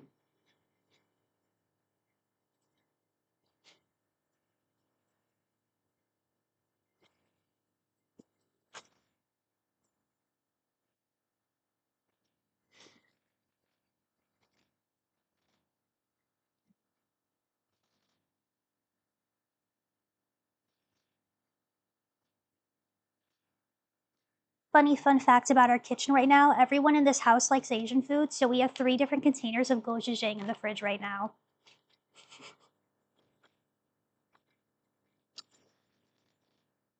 3 tablespoons of miso.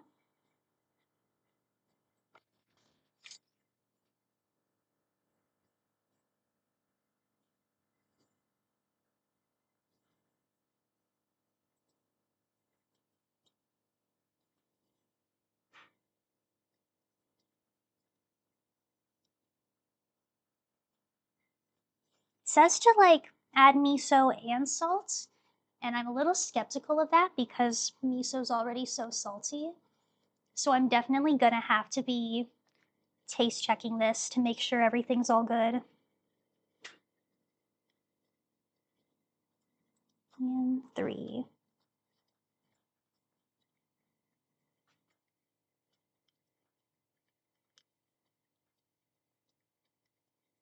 Should get melted down.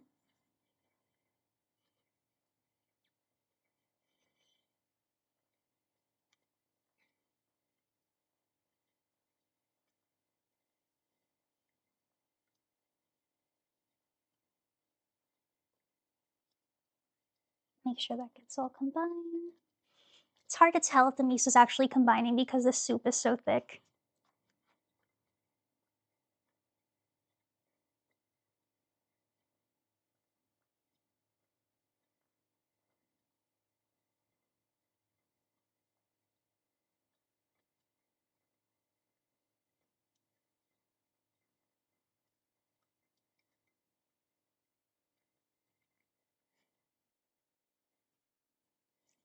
Fair, if your body isn't being fed, it wouldn't make the happy chemical. Yeah, absolutely.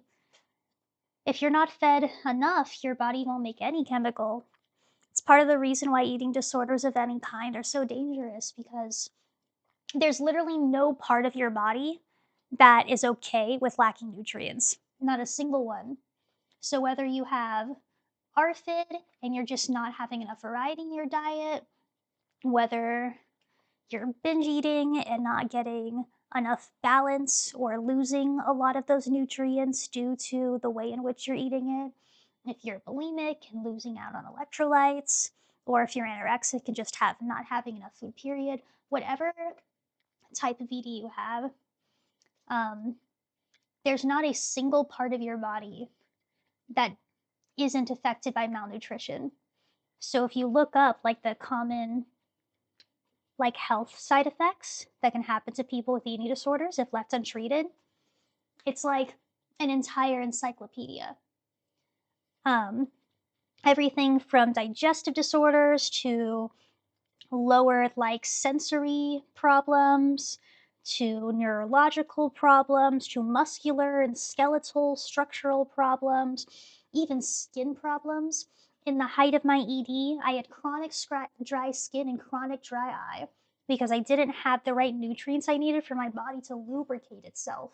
and all the important glands that keep my skin and my eyes smooth. Isn't that crazy? Anorexia caused dry eye. It caused me to not produce enough tears. Like, out of all the things. And you can go to an optometrist for it, but if they don't know that you have an ED, they're going to diagnose you with the wrong thing. I know a lot of people who have been trying to figure out what's wrong with them for a long time. The doctors can't quite figure it out, and it's like they might not be opening up about certain parts of their history, like their ED or maybe an addiction. And it's like, dude, if your doctor doesn't have all the information, they're not going to be able to diagnose it. But most people don't think about that. They don't think that something like an ED, which is considered a mental illness, is actually also a physical illness. There's even an area where it becomes like a physical addiction, like a substance, in the sense that when it comes to physical addictions, it's not just that your brain is wired to enjoy it, right? Because there also becomes the physical problem with withdrawals.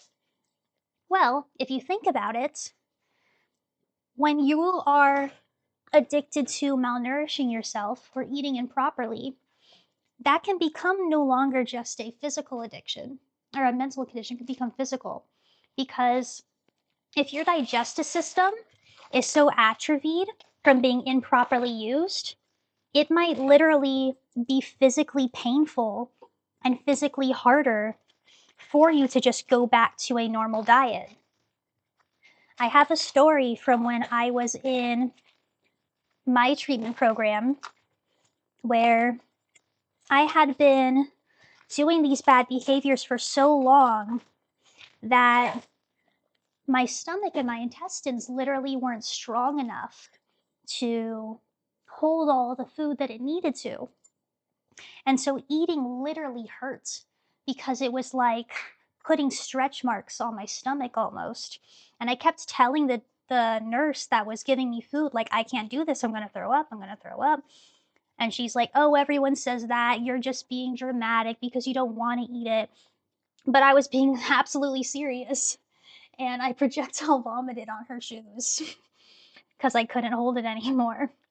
And at the time it wasn't funny, but looking back at it, it's kind of funny just because I showed her for invalidating me. But it's a real thing. So just in the same way that like substance abuse addicts can't just one day go cold turkey without being in physical pain, the same thing is true for EDs. Your whole digestive system can become atrophied, and then it's like going from not lifting weights ever to trying to deadlift 400 pounds. Your body's gonna freak out. It's not that it's impossible, but these things are serious. I keep seeing the numbers of people coming in kind of fluctuating. So in case anyone just came in that hasn't been in the stream earlier, welcome to the Babymetal Themes charity stream. Right now I'm cooking all of Babymetal's favorite meals. The one I'm currently working with on the stove is Momoko's favorite meal, which is simmered pumpkin soup. After that, I'll make Moa Metal's omurice and Sue Metal's bacon burgers and chocolate shake. And in the description below is a link to donating to the National Eating Disorder Association, which funds research, treatments, and general just information for the public about eating disorders. I chose this specific movement because I would not be here today if it wasn't for my own recovery in my eating disorder. I wouldn't be able to dance because I would be too sick, and that's a huge part of the reason why I had to take a break from dancing for so long. So this movement is really important to me. Let's see how this tastes, if it needs any extra salt or any extra pepper.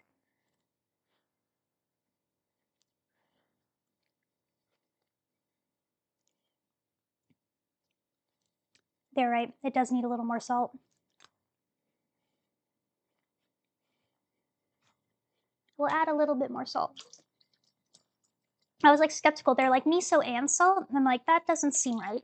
I usually never add salt to things that I add miso, but I guess just because it's such a small amount of miso for that huge thing, I only put 3 tablespoons in that giant skillet. Wash the spoon, and then I'll add more salt.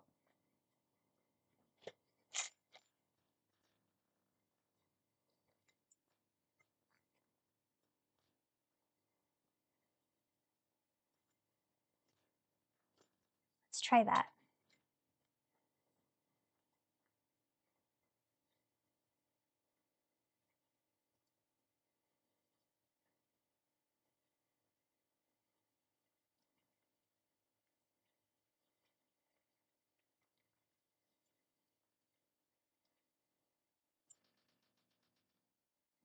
Let's try that again.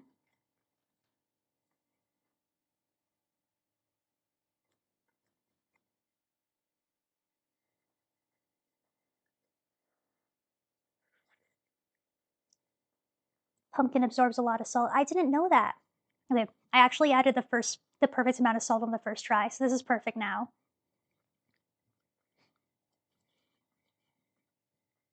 Yay! Okay, this will just be my spoon. Let me grab all of my little bowls. I brought out my like Japanese dishware. My mom used to work for this like tech company, and she used to be stationed in Asia, so she would go over to China, Hong Kong, Japan, mostly Japan, like all the time. And she'd always bring me back things. So now I have a bunch of Japanese cookware to use for this video.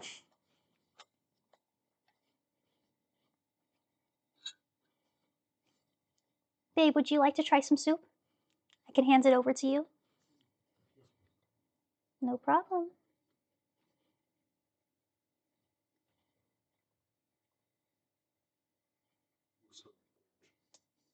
It's really good, I promise.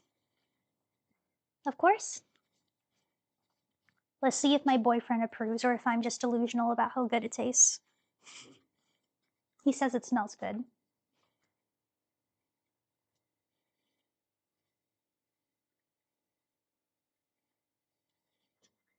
Yay! I got boyfriend approval. He says it tastes really good. He doesn't have a mic, but yeah. I do think it's really good. I've never tried this before. So glad Momoko put me on. Well, actually, kind of correction to that. What's funny is I already had the recipe for this in my Pinterest way before I learned that it was Momoko's favorite meal because I'd always wanted to try it. And I'm so glad that it just gave me an extra opportunity, you know? Oh, James says that I can use it as a curry base. That's so true. Oh, a pumpkin curry would be so yummy. I would absolutely be down for that.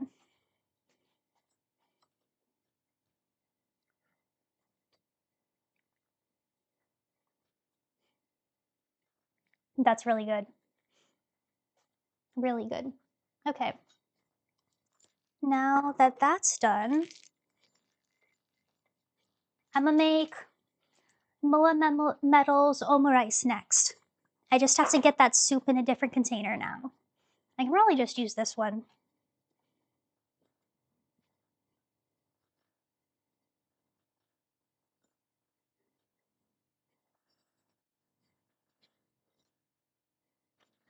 I'm so glad that turned out well. I can't wait to share it with my friends when they come back home. Even though not everything worked out, one of my friends got sick, I had technical difficulties with my computer crashing. I'm still really glad I did this. 3 people donated, not including myself. With myself, it was 4.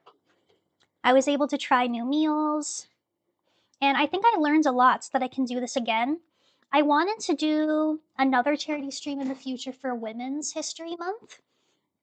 You know, if we're gonna support an all-female led band, we better make it so that like Babymetal actually feels respected. Ooh. So, and for that, it's a little bit America centric for like a Japanese band, but I still think it's important with everything going on in my country. Plus, you know, if we want Babymetal to keep coming to the US, they better feel safe in our country. I was thinking about maybe donating to Planned Parenthood for Women's History Month, but I'll take suggestions if there's other nonprofits that would be good to donate for that. But I want to do this again, especially now that I've learned a lot. I won't make the same mistakes, I'll make new ones. And it'll be bad in a different way.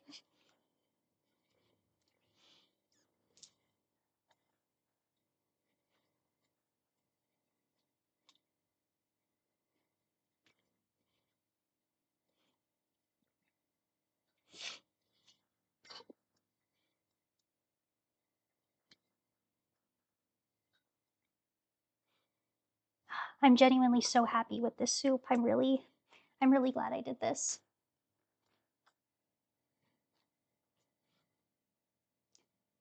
Give that man a mic, let him speak his truth. I don't know, did Leo even like keep the second mic over here? I don't even know if they did. But I'm assuming you're good just hanging out in the background and not having your voice on. Yeah. Yeah. My boyfriend is not comfortable being on stream. He's a little more reserved than I am, but trust me, he's giving emotional support. He's actually the sponsor of this video. He bought all of the ingredients for the stuff that I'm cooking. So, everyone say thank you to our sponsor, James Incorporated.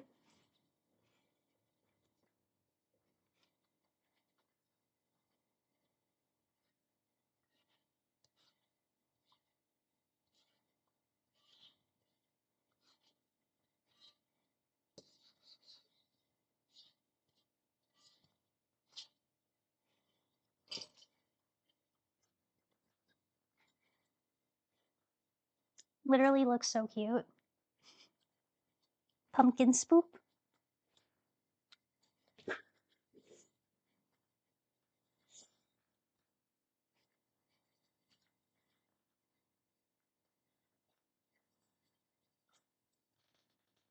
One meal done. James says it was excellent. Thank you, hun.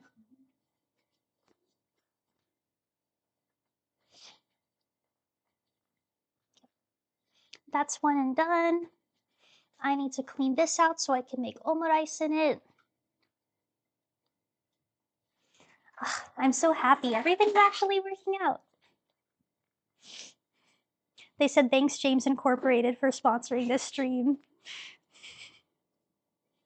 You're very welcome.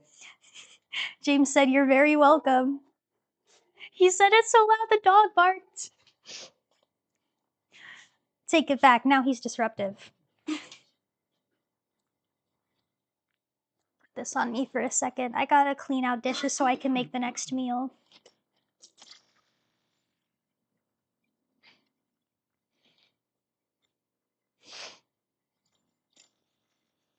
I remember when I was like making the poster for this, I like wanted to include like chocolate hearts and chocolate things on the flyer.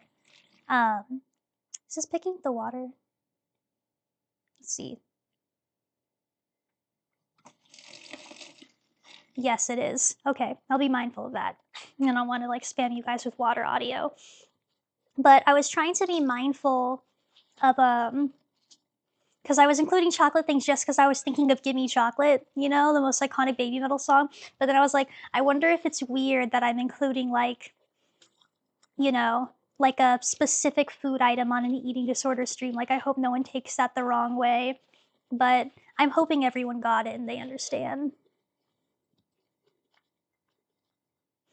Not significantly? Okay. That's good to know. I'm glad it's not like disruptive. I'll keep it at like a lower level of water stream like this, and then that should be less annoying for everyone.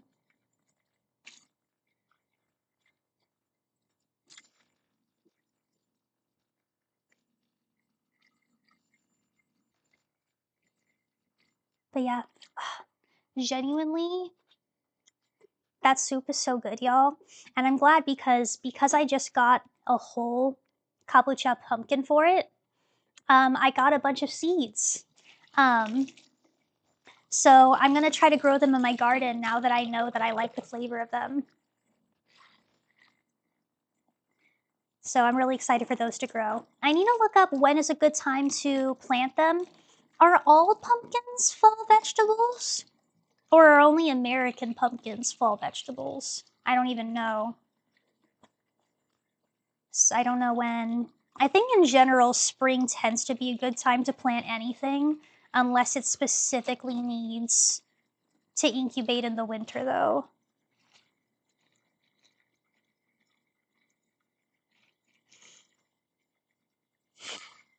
I love that you worried about the water noise, but you blendered us like 10 minutes ago. Listen, One of y'all deserved it. So that's different.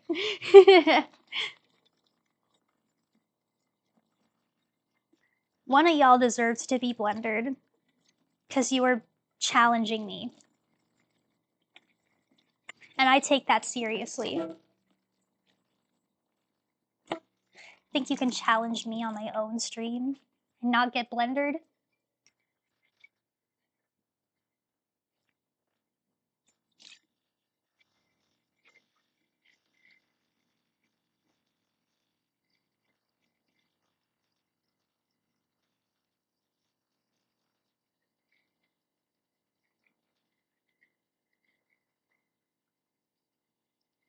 Spring frost, like it's 2 weeks. Well, last frost, yeah. I'll check the specifics of when it should be planted because I did already just throw things in the ground like willy-nilly, literally on Friday. Was it Friday? No, it was Monday. Wait, like last week, basically a week ago, Monday. I had a bunch of like seeds that I just wanted to plant, and I didn't even bother looking up when they should be planted or how they should be planted. And I just went in the backyard and started throwing them places. Like, not even like, oh, I'm gonna measure the depth and I'm gonna give them new soil and I'm gonna water it. I just straight up said, nah, it'll work. And I took all the seeds and just threw them. So we'll see if any of those went. I think at least the native ones will, because I had like a butterfly seed pack that's all like native California, like pollinator flowers. And that one, I'm pretty sure because they're meant for this soil, those ones will take. But I also just threw zucchini seeds on the ground. Oh, we'll see if that does anything at all. We'll see.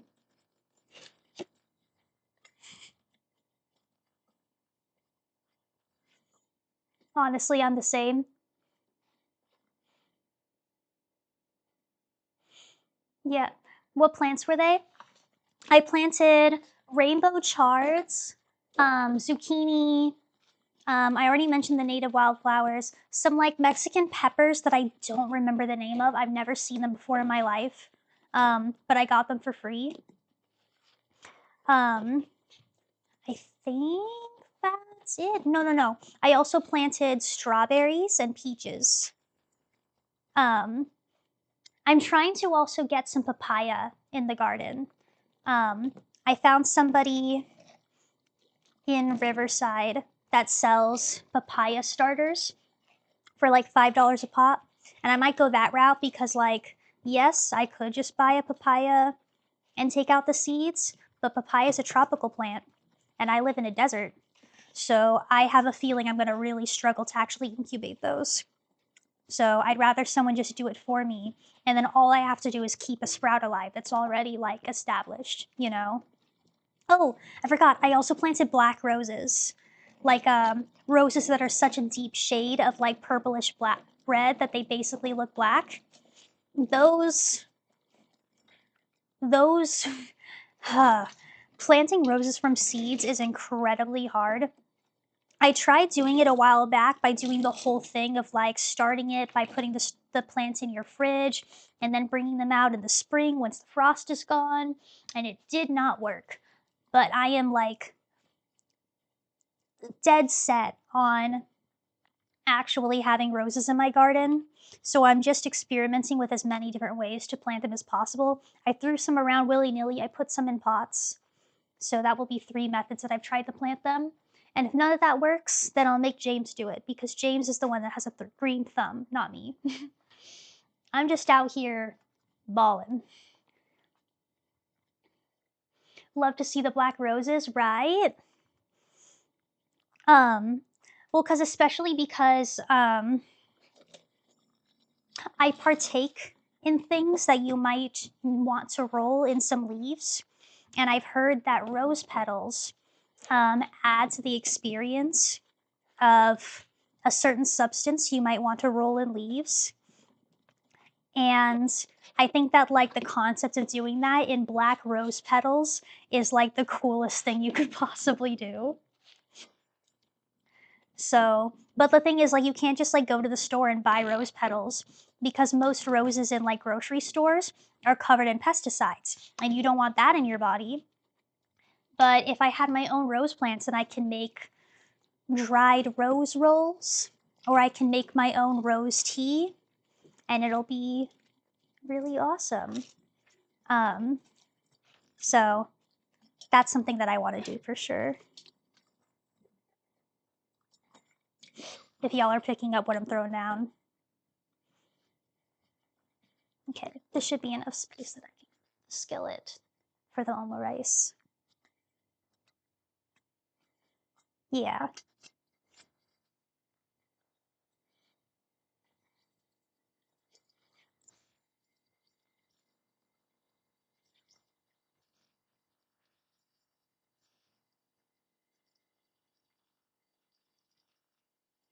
Do you know how to dry the leaves? Yes.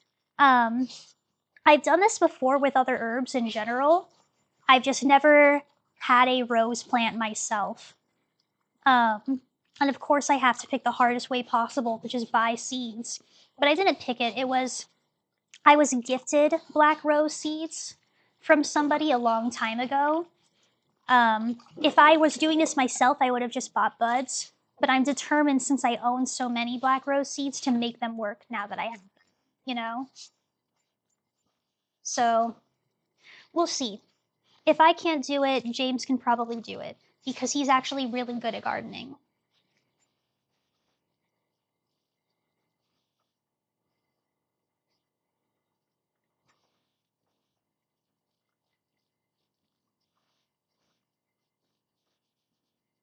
Dishwashing ASMR.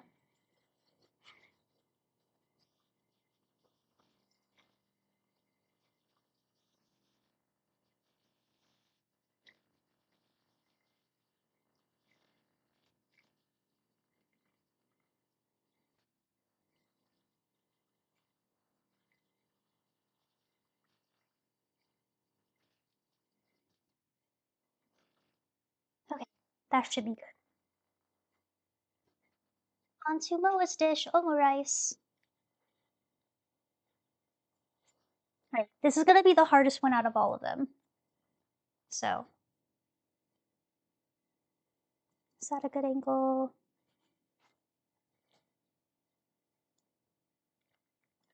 Yeah. So, for the omurice, we need to cut up chicken. Let me grab it.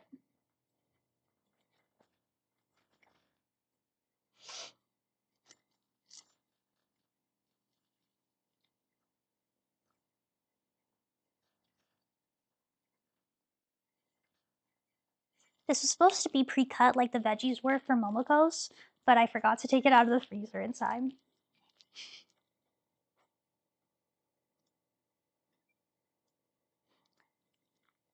You're okay with gardening, you just get into moments where you don't bother the water things. So fair. That is so fair. Yeah, I've definitely had a couple moments like that. It's really hard when you live in like a desert climate. Because there's only so much you can do, especially with non-native like veggies and whatnot.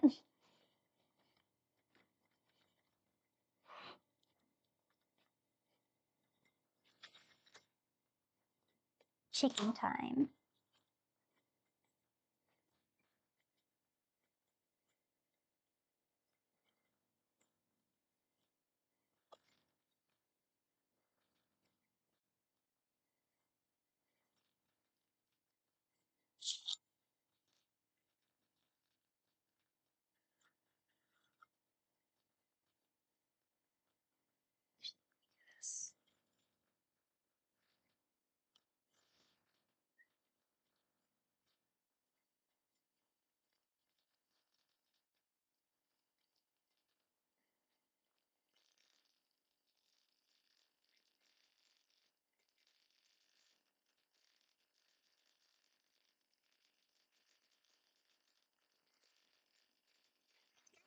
Until I looked it up that there even was chicken and omurice.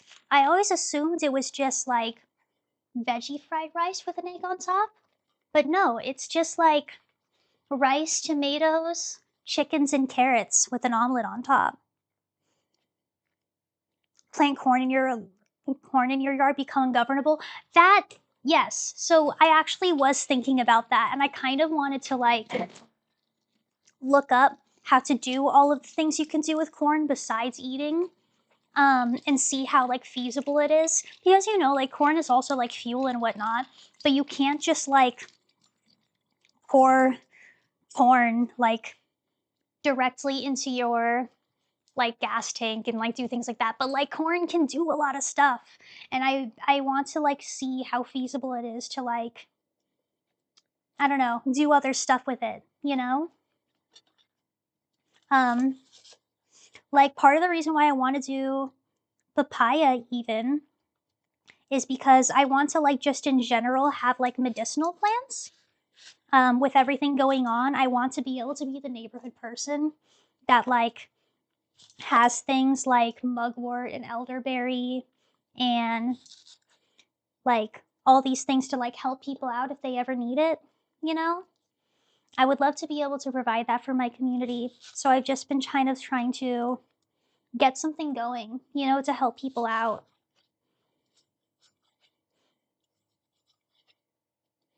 Just in general, So you never know when someone might need help. There's also someone in my neighborhood who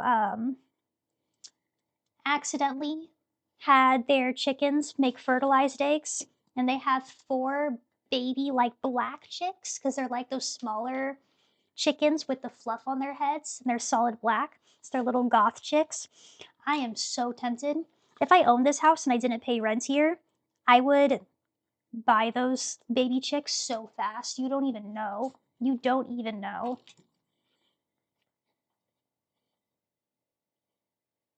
What resources have you been using to learn that sort of thing? Nothing. I did a science experiment back in the day, so I know how to do it conceptually, but actually safely using it, I don't know. I would need to re-research that stuff all over again. I bet there's a nerd at my college that could help me out with that, though. I just want to learn how to do things in general. I'm starting up like an insect farm for like feeder insects for like my own pets. That way I don't have to keep going to the store. I just bought some Madagascan hissing cockroaches and I'm in the process of breeding them for that reason. Just doing as many sustainable things as I can. That's a completely other social topic I'm passionate about, completely unrelated to eating disorders. But, why just pick one? Of course, you can't dedicate yourself to every single problem in the world. And I actually got really insecure about that when I was starting the stream. I got worried that people would see me talking about eating disorders and be like, oh, why are you talking about eating disorders when this, and this is going on? And it's like, at the end of the day, if you think that way, then no one can do anything, because why would you do this if you could instead be working towards that, and why would you care about that if instead there's this atrocity going on? And it would just never end. So I think it's just about all of us picking which things we want to care about and which things are like in our circle of influence versus circle of concern, because a lot of times our circle of concern is bigger than our circle of influence. I mean, hopefully. Some people it's the other way around, I think, as we all know. But it's just about picking the ones you can do something about and doing what you can. And if everyone picked even just one, how many million people are there in the world? You know?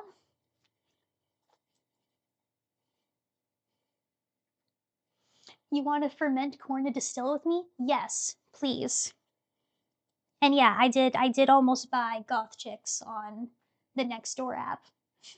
I was thinking about it. I was thinking about it.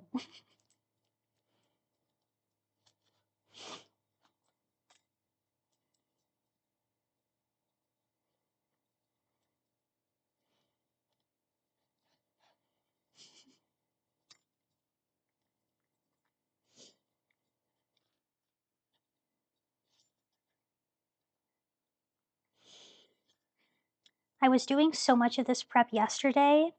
That way I wouldn't have to cut a bunch of things for the actual cooking part of this stream.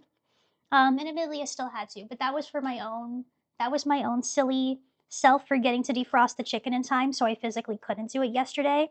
But yo, cutting that entire pumpkin and the celery and the carrots and the onion and the this and this and this and making this ponzu took me so long. I was so dead by the end of the night.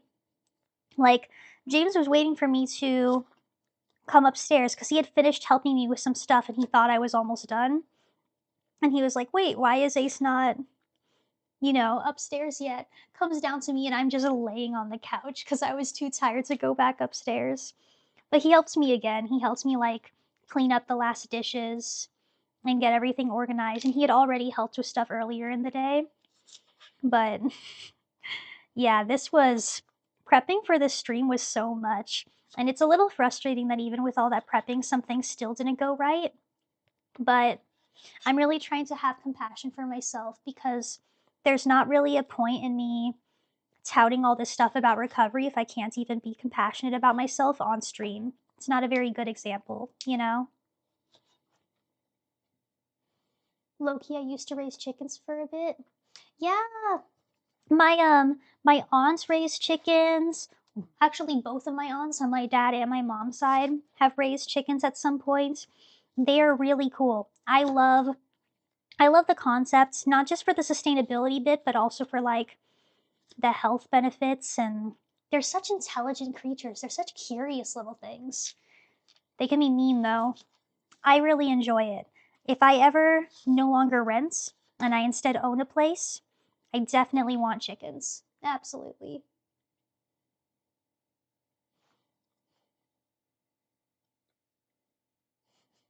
James is the best. You're you're doing a wonderful job at living what you're speaking about. Thank you so much. I really try. I think that's all that we can do, you know. There's this constant feeling of like not doing enough, you know, with like the internet and the news and everything, and it can be really disheartening, but I don't know. I'm just really trying not to make that give me like paralysis into doing nothing, you know? And all of you guys aren't doing nothing either by participating in this. Even if you're not donating, because just having people to talk to motivates me to keep this going just in case someone comes in and does donate again, you know? That way I know that people like this enough to do it again for other causes. So, seriously, I really appreciate all four of you a lot. I mean it. And I hope that once I have more people coming to my channel, that this will happen even more, you know? Like when that collab that I talked about with Leo earlier in the stream finally comes out, and the other videos with some other friends that I'm already working on.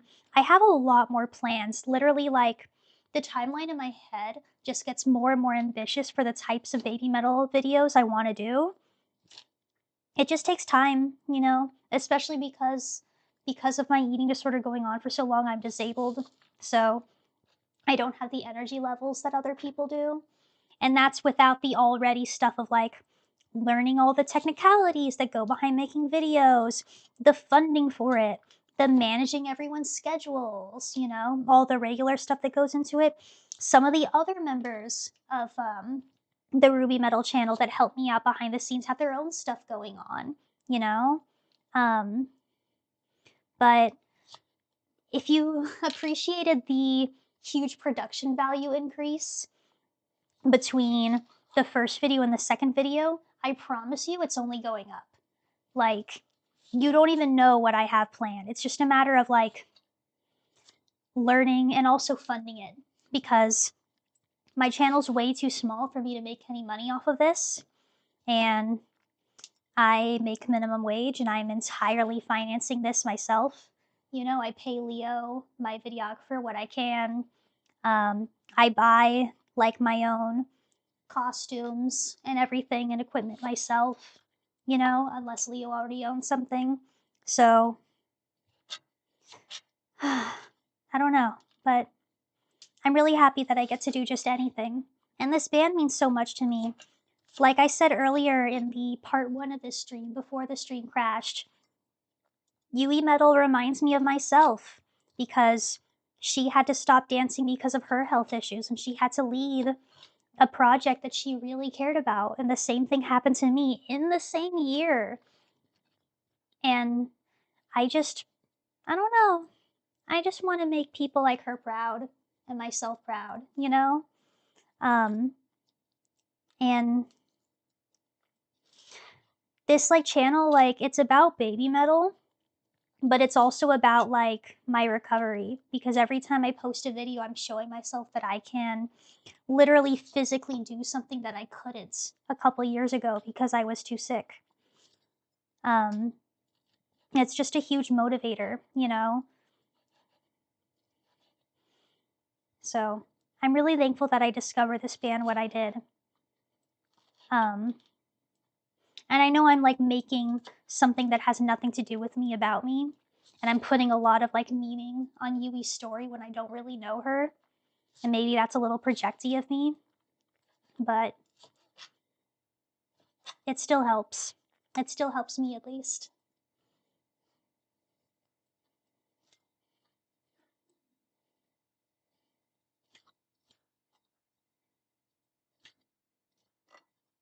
Almost done cutting the chicken. And then I can get to work on sauteing. I'm cutting this chicken really small because it's just supposed to be a mix-in with rice, not like its own separate dish. So it's a lot smaller than it usually would be.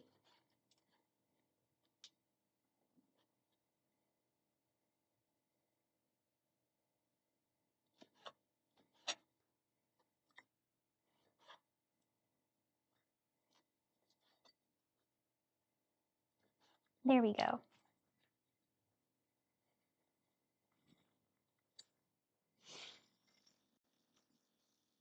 Chicken is all cut. Time to make Moa's dish, omo rice. The hardest type of omelet to make like ever. And I'm making it for the first time on stream. So it's probably not going to go well, but I'm gonna eat it anyways.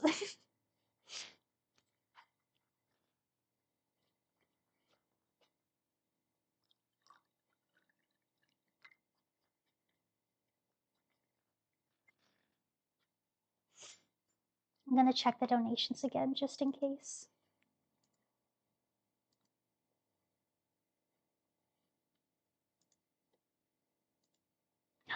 Oh my gosh, we did have another donation.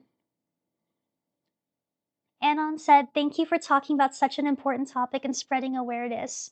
Whichever one of you did that, thank you so much. We're at over $100 now. we're at $119, which is 23% of our goal.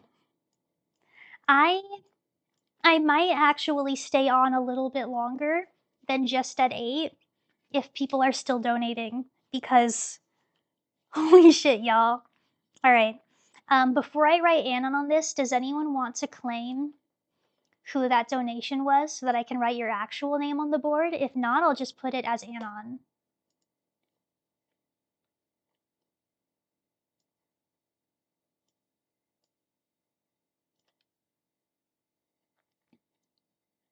I'm so freaking happy that we actually got to over 100. That's freaking amazing. I don't see anyone claiming it, so I'm just gonna put thank you, Anon, on here.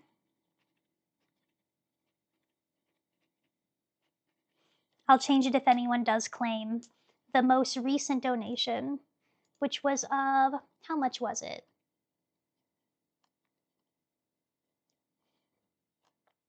I don't even see how much it was on here, but we did absolutely get bumped all the way to $119.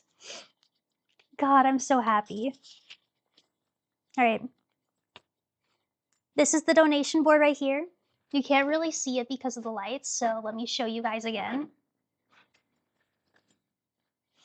I made this. So we now officially have, I keep forgetting what the camera is, we now officially have 4 donors. We're over 100, we're at 119.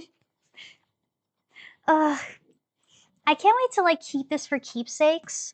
I almost want to put it on my wall somewhere just to like remember that we did this, you know? And I genuinely think it's such an important feat for such a small channel, you know? And I don't mean that as in like, oh, I did a thing. I mean, we did a thing. Like, you guys actually tuned in, even though this is not popular. You still did this. Cheers.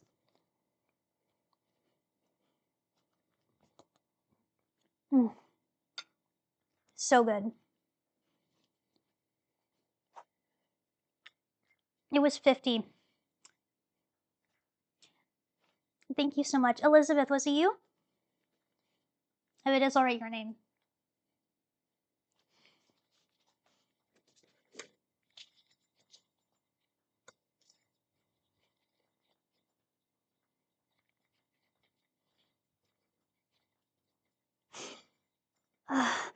This makes me so happy. You have no idea. I'm like trying not to get misty-eyed about it. I can't believe this actually worked.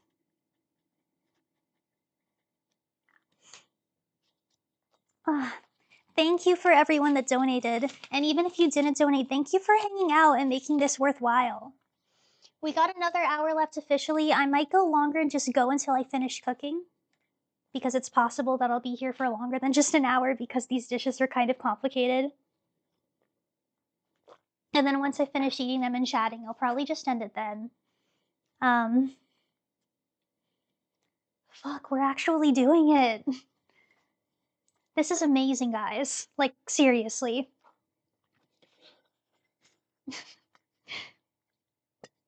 Okay. Saute garlic and carrot until cooked.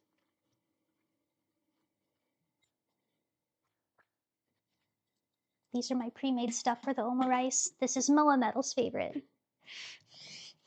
Crying is a valid function, thank you.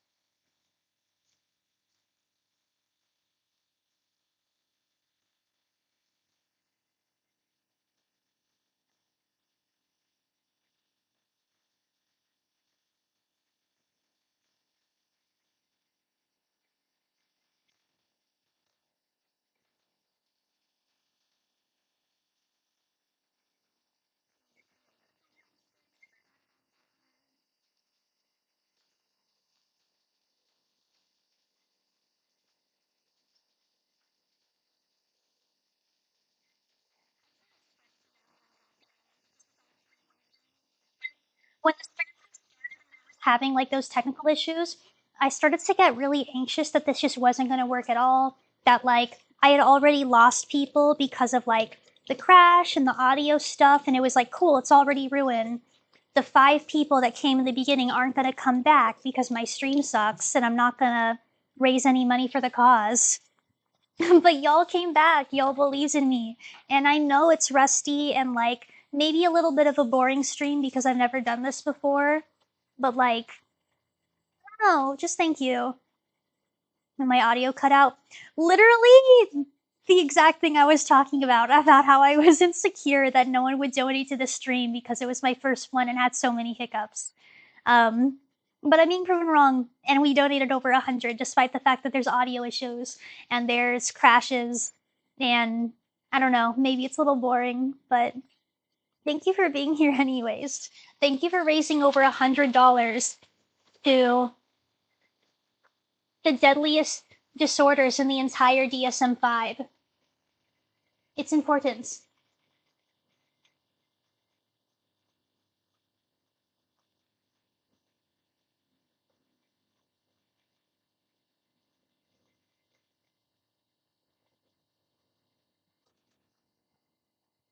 Adding in the chicken.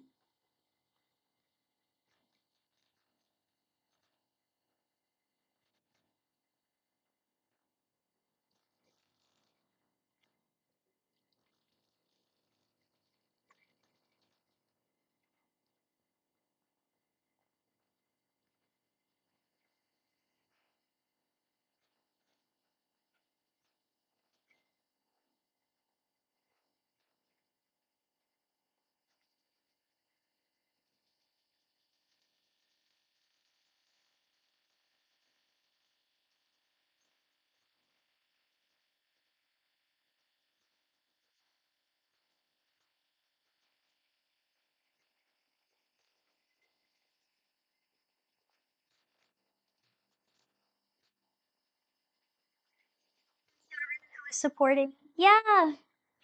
Hi again, Leo. Welcome back. I don't know if you saw, Leo, but we're over $100. We now have $120 that is being donated to the National Eating Disorder Association. Well, 119, but same thing. Oh my god, no, No, that's right, that's right. Sorry, it glitched and I got worried. Any recommendation on how to talk to someone struggling with an ED? So I'm gonna try to be broad with it because there's a lots of different types. But I guess it depends also on how much you want to be involved. It is not necessarily your responsibility to like pull them out of the trenches. And I think when helping with someone with an ED, it's really important to remember that EDs oftentimes look like addictions. It comes from the same place in terms of not feeling like you have control in your life. So you try to control one thing. And similarly to how people with gambling addictions or substance abuse addictions, no matter how much people want them to get better, sometimes they don't. It can be really easy for the people who love them to take it personally. Something that I was told by somebody who is a really important loved one in my family. She told me when I was recovering, she told me that it felt like I was trying to not get better, specifically to spite her. And I'm sure that's genuinely how she felt because I was so resistant to treatment. But all it did was make me feel worse. And so, regardless of the advice I give you, if the person that's in your life that has an ED isn't susceptible to it, please try not to keep it personally and remember that not only is it an addiction, but also like it's really hard to get treatments when your brain is literally being starved. And I don't just mean for restrictive eating disorders, but even for like binge eating disorders or ARFID, you can be starved in different ways because you're not getting the right nutrients you need, even if you're getting the amount of calories you need, right? So if your brain's not getting the nutrients that it needs in order to like produce serotonin and even like think properly, it's going to be so much harder for people to talk them out of what they're doing because they're not thinking logically. They might not even have a fully functioning memory depending on how advanced their malnutrition is. So keep that in mind. On to actual advice. I was talking about this with Kate in the first part of our stream, but even if you don't have the right words to say, providing love and making sure they're not alone. Eating disorders are a really isolating experience. It's really easy to get trapped in your own head and forget about things happening around you. So reminding that person that they are loved and that there are people that care about them outside of in their own head is really important. I would try my best not to put shame on the person if you can help it. Because that person, it probably is already mad at themselves for their behaviors. But honestly, when I was going through it, what helped me more than therapy was just having a community of people that actually cared about me.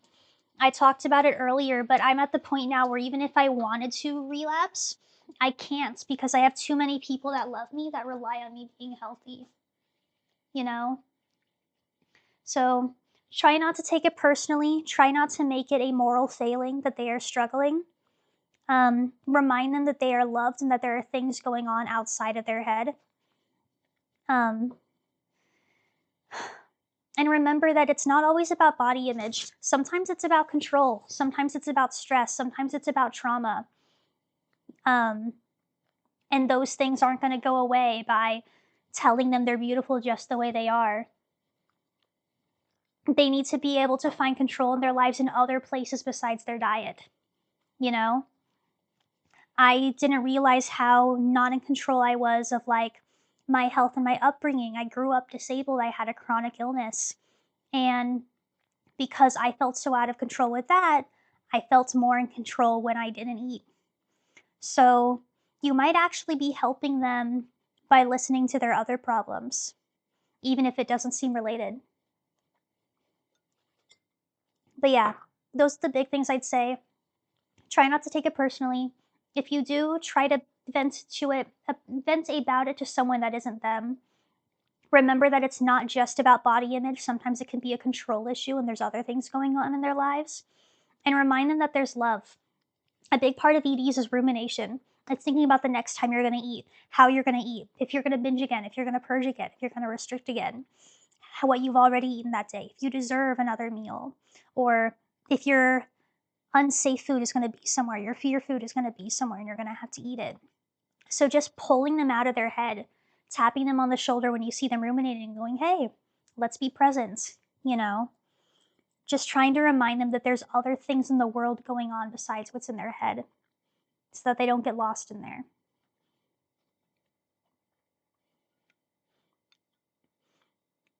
It sounds similar to advice for people struggling with depression. Depression has a very strong comorbidity with anorexia and eating disorders in general. Because, again, how is your brain going to produce serotonin if you're not getting enough nutrients? If you're not getting enough fat in your diet, or enough magnesium in your diet, or anything else that your brain needs, you're expecting it to produce serotonin under those conditions? It's not going to happen. So you might get depression not in the I'm upset with my life and I'm sad about my life because of X, Y, and Z reasons, but I can't produce enough happy chemicals to function because I'm only eating one type of food or I'm eating too inconsistently. So, absolutely, it is very similar.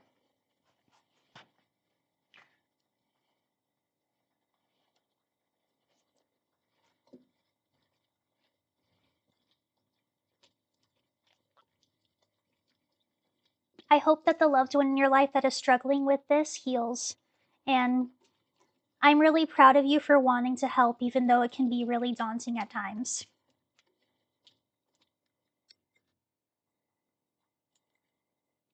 I think another thing also, just in general, is to try to unlearn any unhealthy, like diet culture habits that might be in your lexicon or your attitude yourself. Eating disorders are really competitive and really reactive. And if you live in America, it's really hard to escape it. You turn on the TV, and every other commercial is about losing weight and the most recent fad diet, most of which aren't even funded by actual researchers in the medical field, but are funded by researchers who are motivated to sell you a book. And for the record, any like diet person, like diet authority that has like a cookbook that they're trying to sell or a specific like diet plan that they're trying to sell that they make money on, don't trust that person. They're not your doctor. They're not a biologist. They're selling you a book. Just because it has research doesn't mean that that research has your best interest in mind. And you'd be surprised by how much these like passive attitudes that are so common in America can affect your language. Oh, I'm so bad, I'm going to have this type of food. Casually bragging and announcing that you only ate this. Calling yourself fat because of a behavior, or even your attitude about the word fat. If someone calls them that and you go, no, you're beautiful.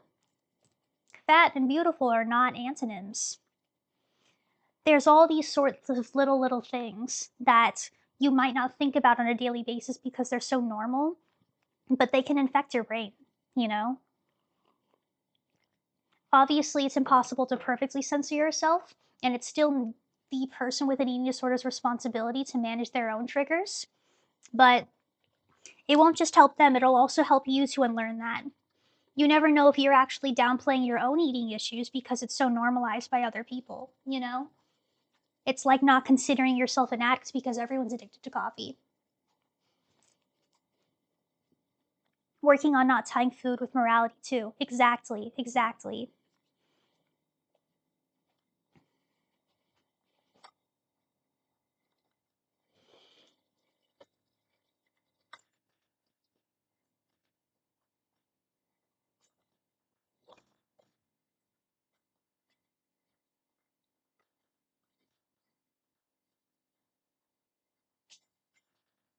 Check it, I have a Hello Kitty rice cooker. You wish you were me. Official, real Hello Kitty rice cooker. I'm better than all of you.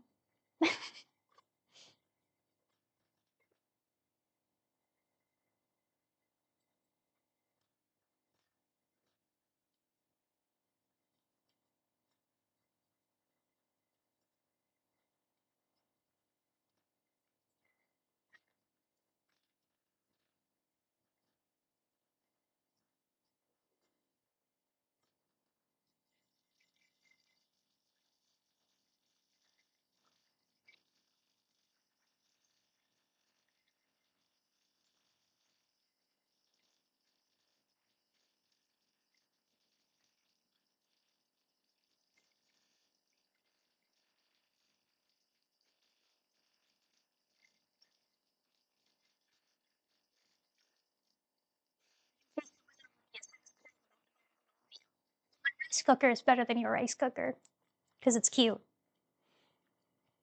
How's everything looking, Chef? It's looking good.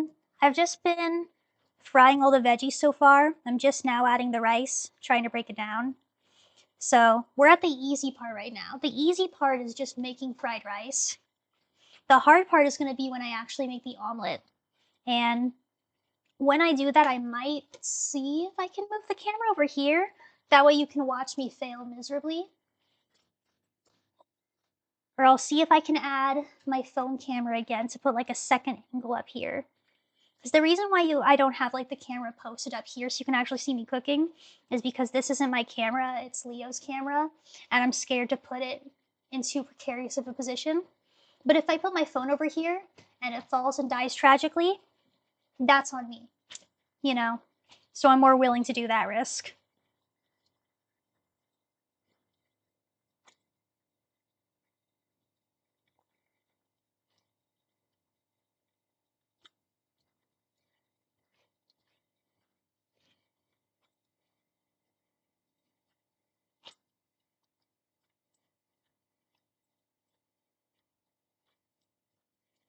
It's actually breaking down now, yay. Except for you need to break down. Here we go.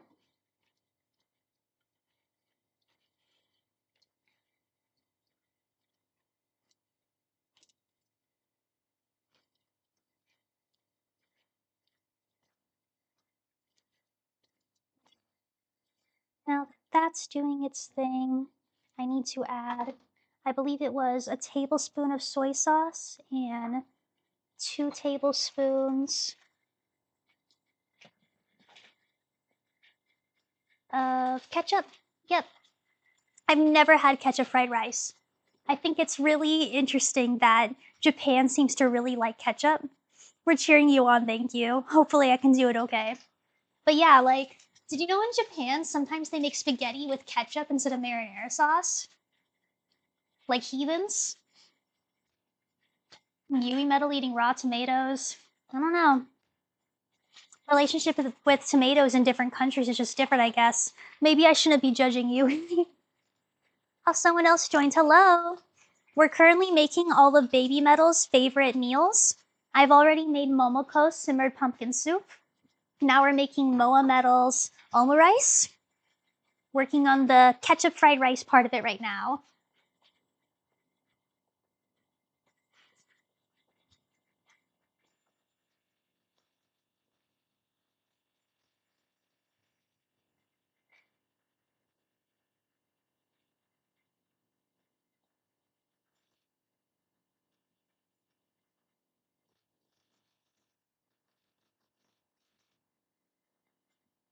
Okay, we'll do the ketchup first.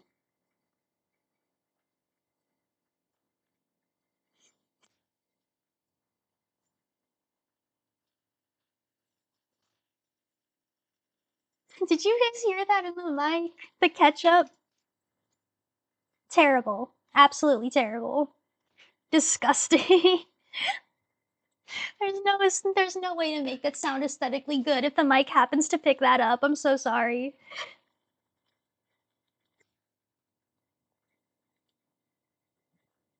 All right. A tablespoon of soy sauce.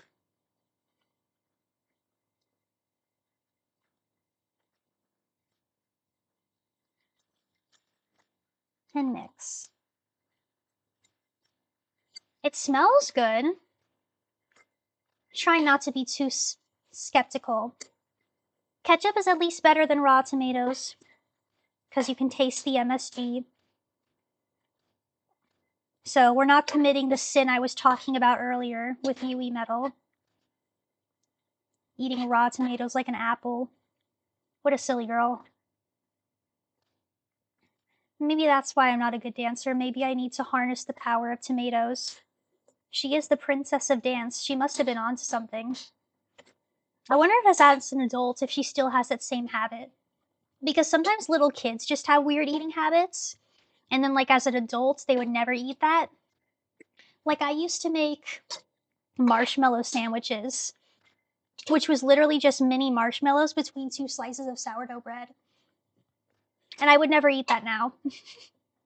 Because what is that?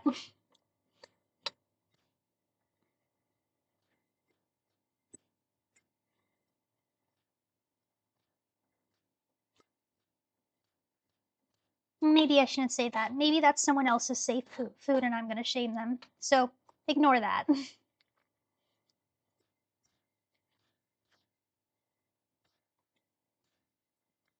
This is actually looking like ketchup fried rice now.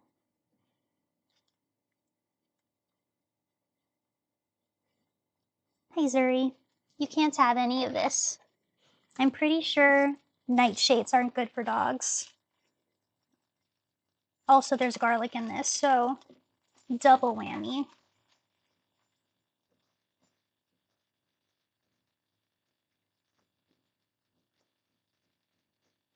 Zuri is the tiny dog that's underneath the counter right now.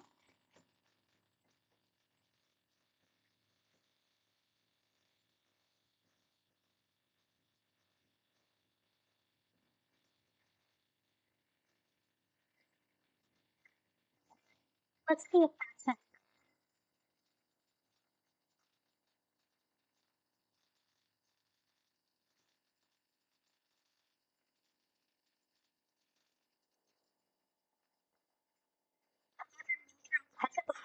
No, I haven't.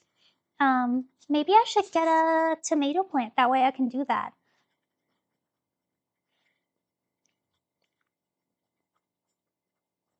I honestly very rarely eat tomatoes, or like ketchup in general. It's really not my favorite. Um, this stream will be the most tomato I've eaten in a while. Okay, I confirm that does taste good.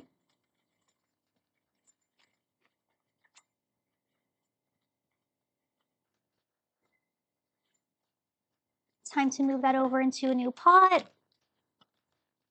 And then we need to make the omelet, the scary part.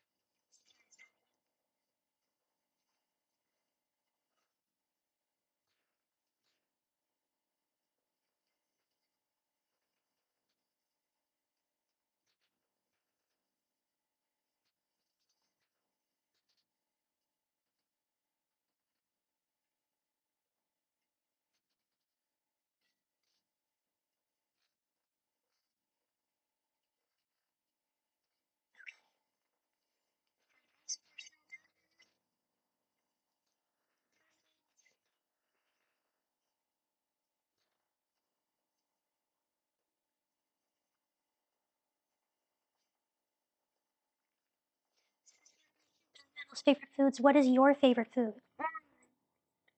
For the longest time, it was sushi, but I actually really like Indian curry better. My favorite is probably lamb korma. I love Indian food. Asian food in general is really good. It's really comforting for me.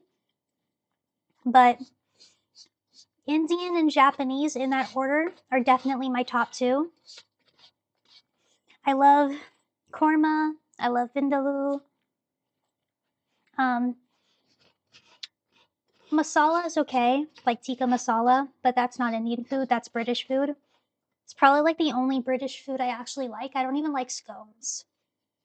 I think they taste like when we were first learning how to make bread rise, but we hadn't quite figured it out yet. But yeah, samosas, all that good stuff. Big Indian food fan in general. But Japanese food I cook more often because it's a lot easier, you know? For most Indian food, you need like a slow cooker, and the ingredients for Indian food are a lot harder to find in my area than Japanese ingredients. So I tend to cook Japanese food much more often.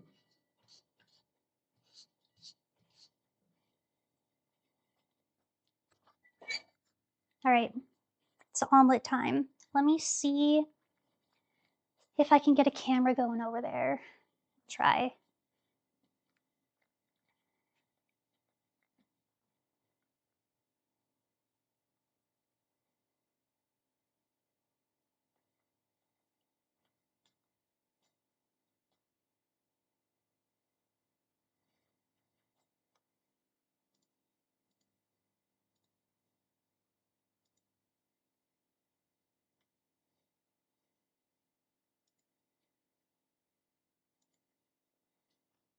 Let me try something.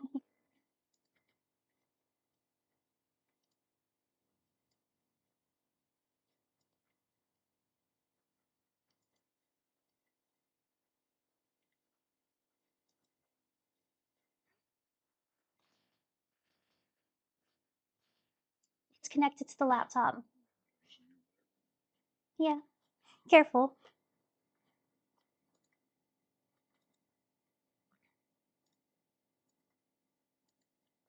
You got it okay?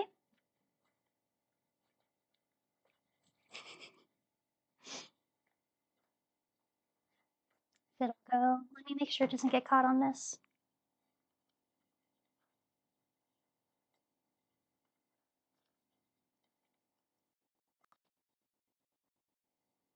There we go.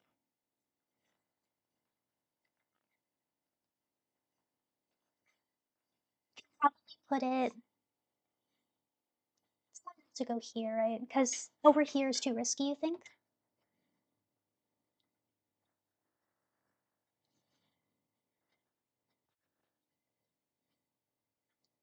Oh yeah, they can see just fine like that. Maybe just tilt it a little bit more because my head gets cut off.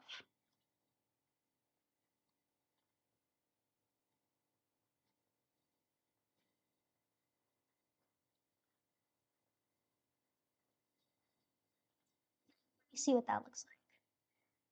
Yeah, my head's still a little cut off. Hold on. Yes.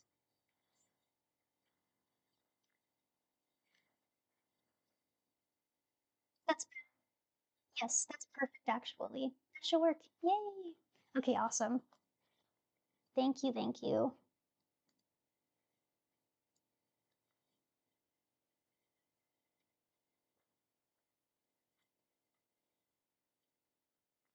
Okay. It's time to make the omelet. Hopefully y'all believe in me. I need to grab the eggs.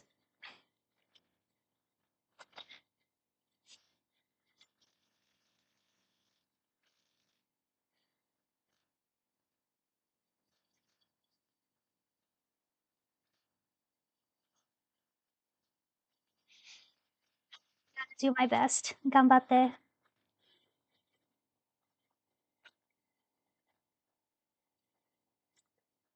a little more oil. Just oh no, it doesn't need oil. It needs butter. I'm so glad I remembered. Butter for this part.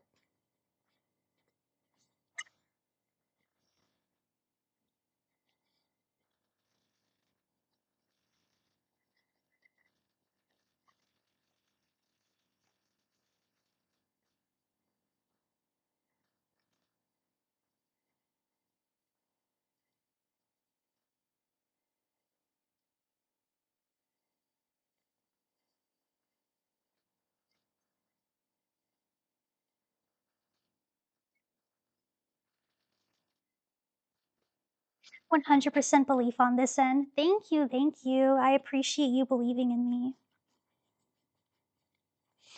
Even if it breaks, it'll still be edible as like eggs in general. So I'm still gonna eat it. I just might only share the fried rice with my friends. That way they don't have to have the horrible omelet. Actually, that's too much. Yeah, that's better.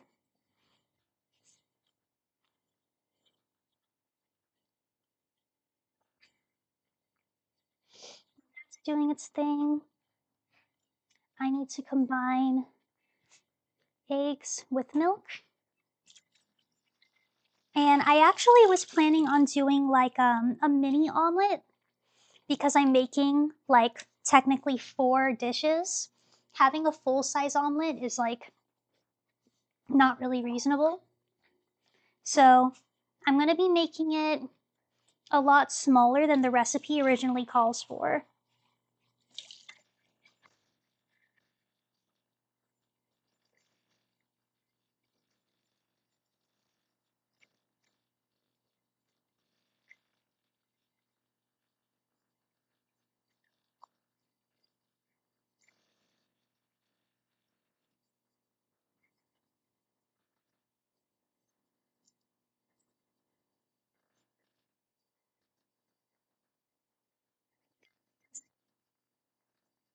So we'll just do 2 eggs.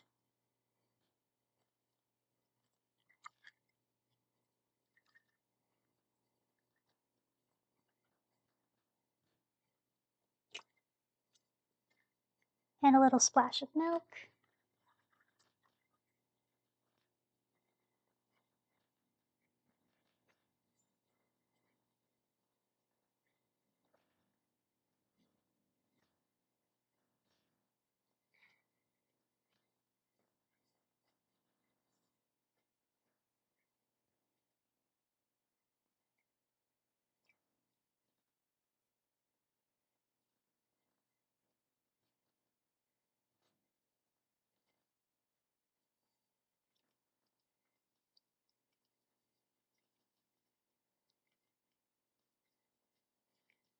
No mistakes, just happy accidents, right? You know what? You're so right. Oh, and I think more people are coming in and out still. If you're just joining us, we're making all of Babymetal's favorite meals. I've already made Momoko's pumpkin simmered soup. Now we're making the hardest dish in the whole thing. Momometal likes omu rice, which is one of the hardest omelets to make. So you're about to watch me fail miserably. Turn the heat up a little bit. All right, see how this goes. Moment of truth.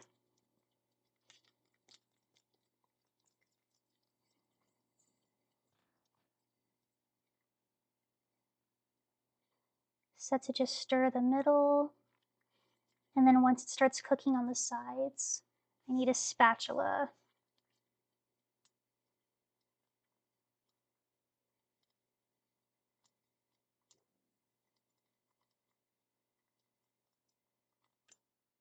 Okay, it's looking the way it did online.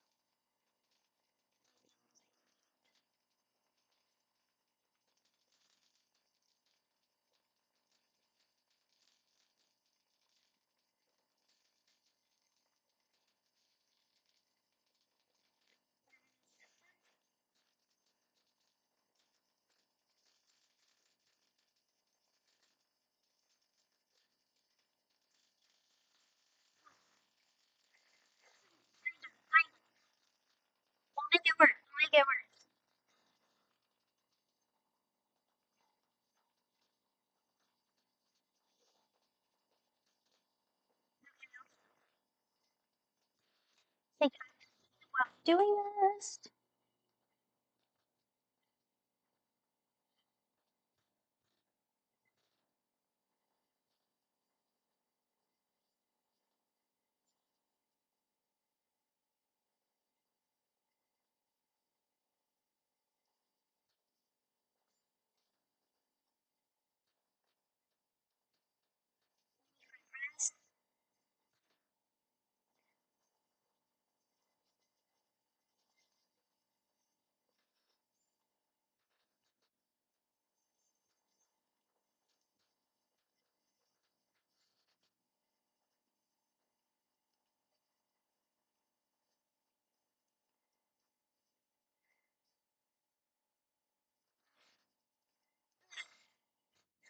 So ugly.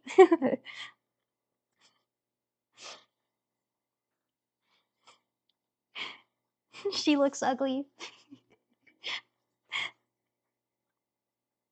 But it's supposed to be cooked on the outside, and then you cut the inside, and it's like still raw in the middle and unfolds over the whole thing.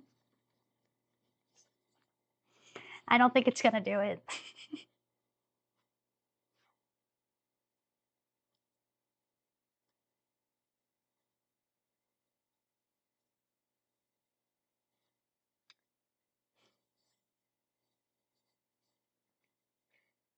No, it cooked all the way through too much. That's okay. It's just cooked completely. There's like, oh no. Not really. It's okay. I'll make it look pretty by putting sauce on it.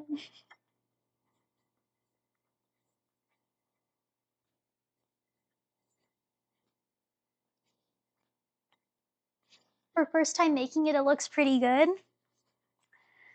You're so nice for lying to me. It's so sweet.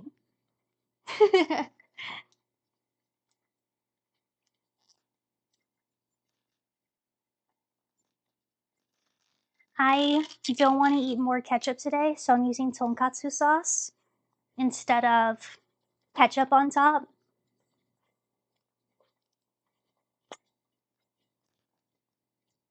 Some people don't like runny egg anyways. Watching you cook while tending a fire is a vibe. Hell yeah. Okay, let me see if I can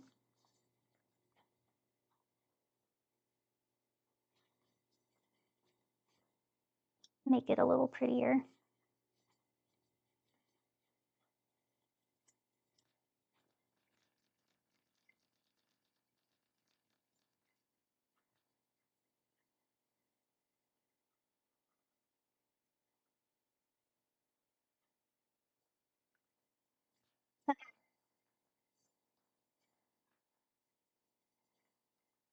Finished product. What do we think? What do we think? Is it okay? If it'll focus.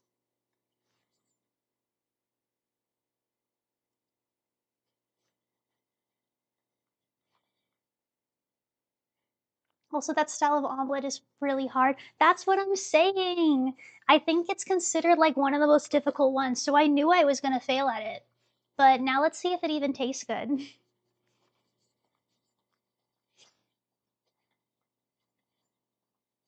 Because that's the most important part, right? Even if it's ugly, what if it tastes good? I'm getting chopsticks right now.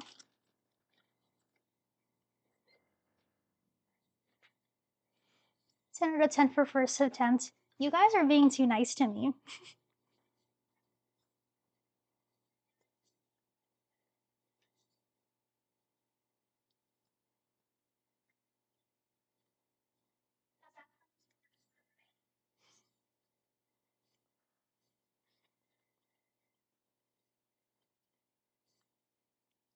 Pig is cooked well. Tonkatsu tastes good. Chicken tastes good.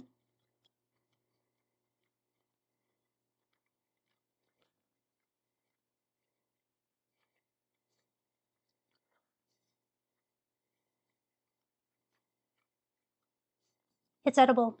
I rate this edible. It's actually not bad at all. And I'm not even an egg person.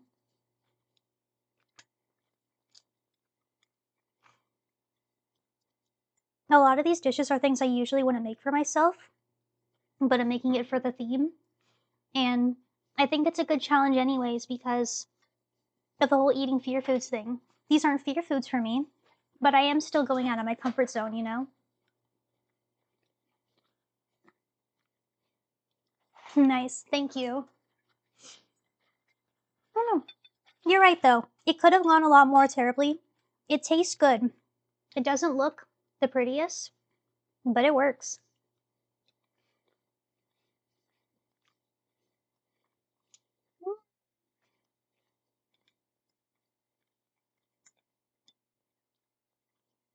Mm.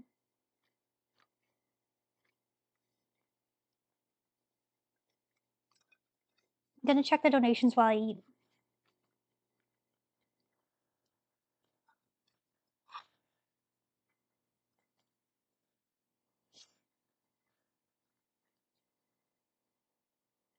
See where we're doing donations wise.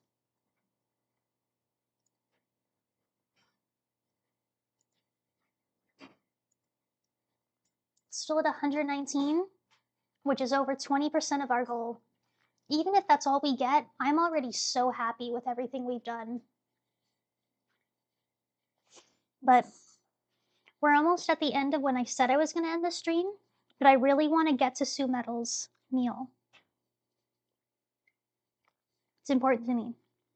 So, and if I don't have time for Yui Metals, because I was going to make like a tomato salad, like just dressed tomato. No, I'll be able to get to that. It'll be fine. Okay. Time for Sue's. Sue's will be fun. She likes bacon burgers.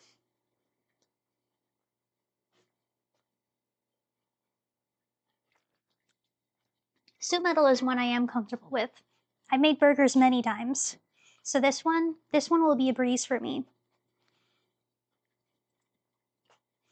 I wouldn't be a true patriot if I couldn't cook a burger. But one thing I haven't made is she doesn't just like bacon burgers. She likes to eat them with a chocolate shake. So James and I went to the store and we got like a brownie batter chocolate ice cream. So once I'm done with the burger, I'm gonna have a chocolate shake on stream. Which also means I'm gonna blender you guys. So you're getting blendered for a second time on stream later.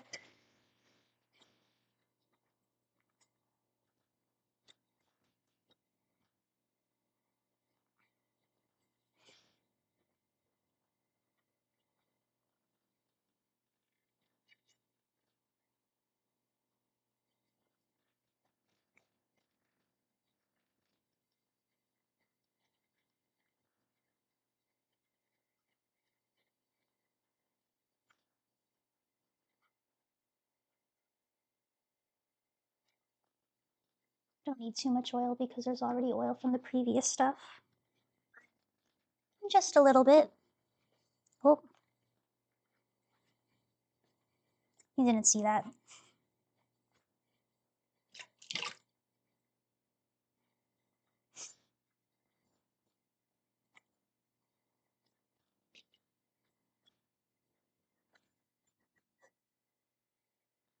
Patties I already made yesterday.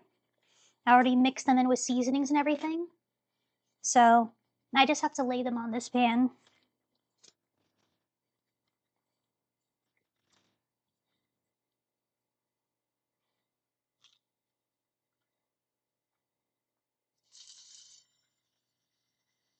Featuring tiny one.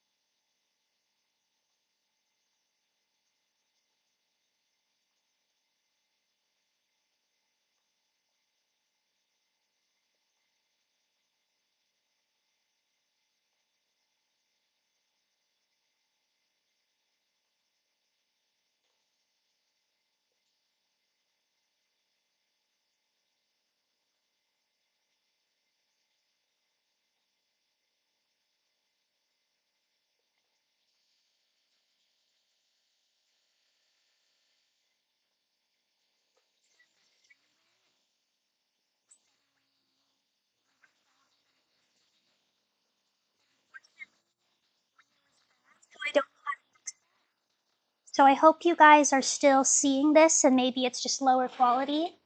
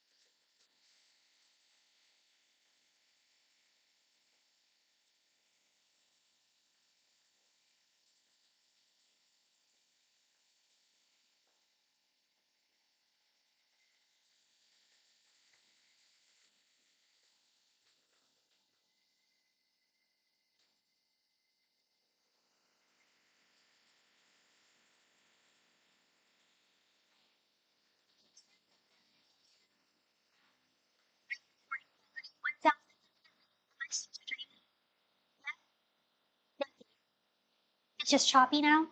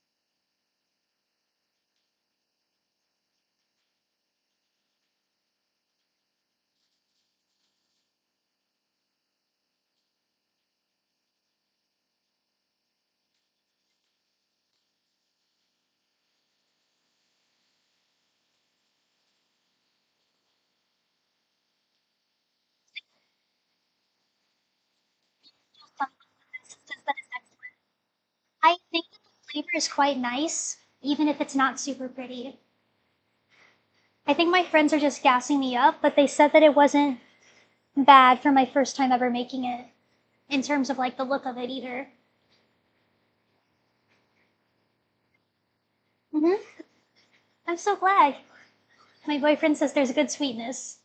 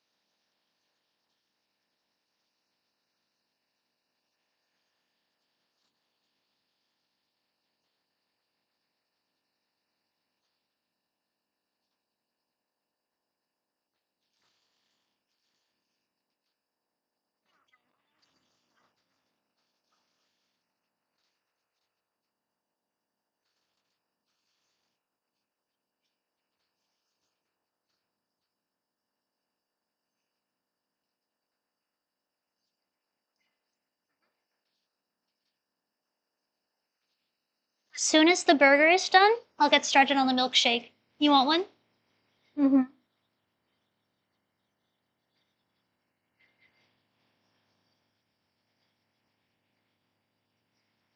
Of course, he says. By the way, reminder, if you haven't donated yet, link to donate to the National Eating Disorder Association is in the description of this stream below.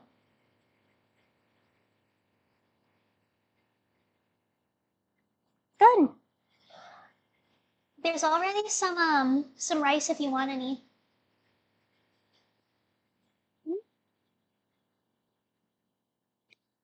Put them over here so you can get to them without being in the way of the camera if you don't want to be on. But this is pumpkin soup. This is tomato fried rice. Mm-hmm.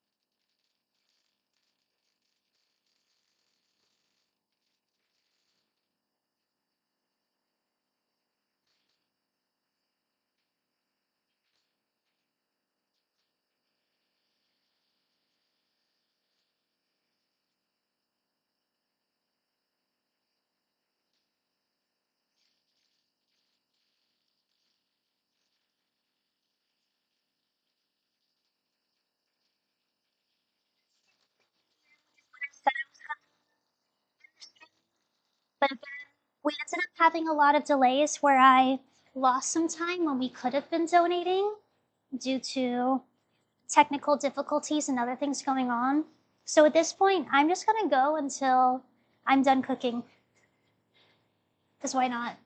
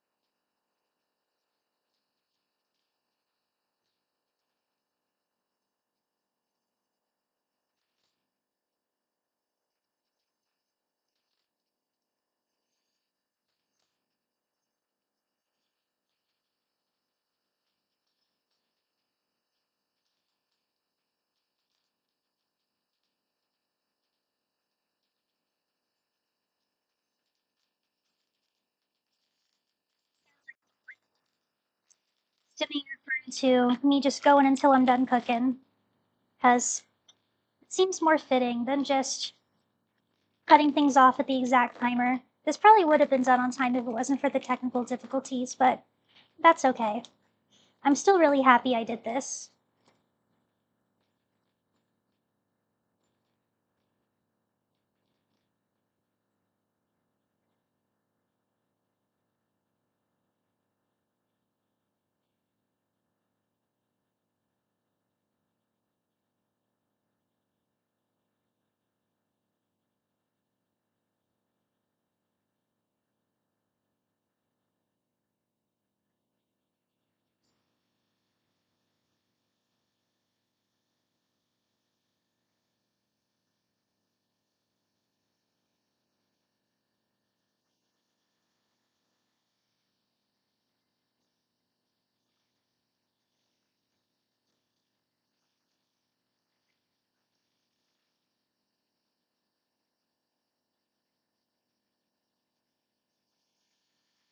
Still so happy that we made it over $100. 120 is really good for the moment. That'll do something. That'll seriously do something. Ugh, I can't express how happy I am. Like, seriously. Thank you again to everyone that popped in. An extra thank you if you donated. And, like, for the average amount of viewers versus how many people came, it's like 100%. I don't think that means 100% of viewers donated because sometimes there were like 9 and sometimes there were like 1. But we have 4 donations and 4 like average concurrent viewers. That's like a crazy success rate for all of us actually putting in the work to make this happen.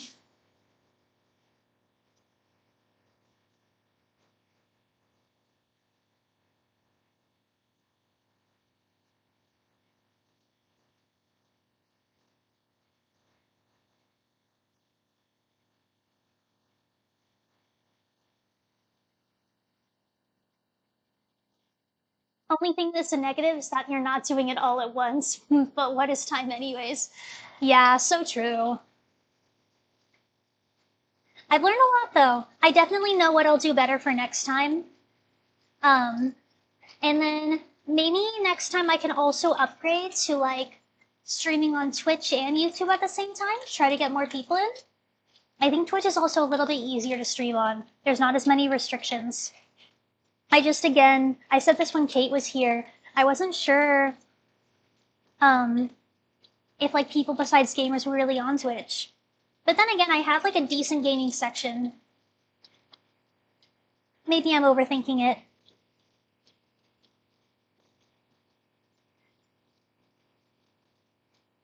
Bacon's done. There's some bacon on all 4 burgers. It's actually a little piece that cut off that I can put on the tiny burger. So 2 of these have cheese, 3 of them don't.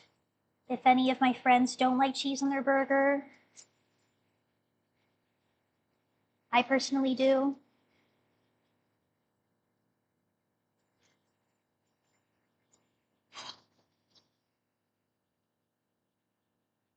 So the whole of the burgers are done. Gonna toast some buns. Because these are mini sliders, I got Hawaiian buns instead of regular buns.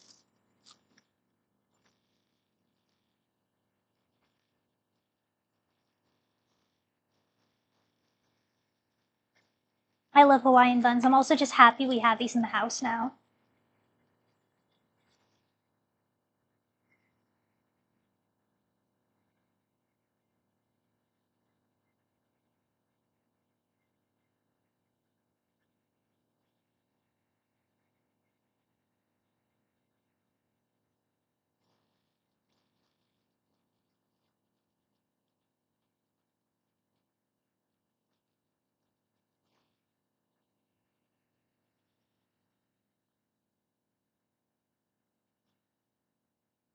Check my Discord.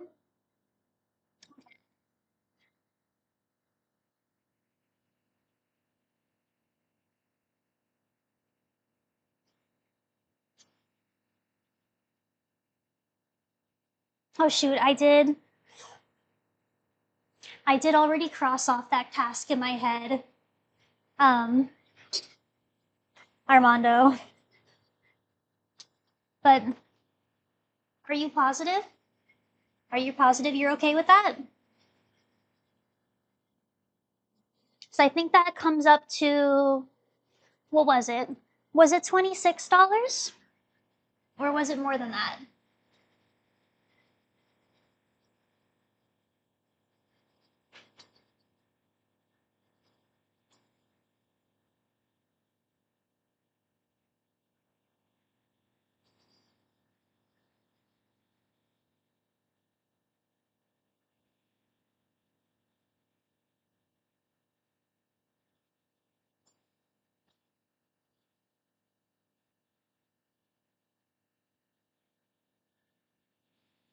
Mini bacon burger.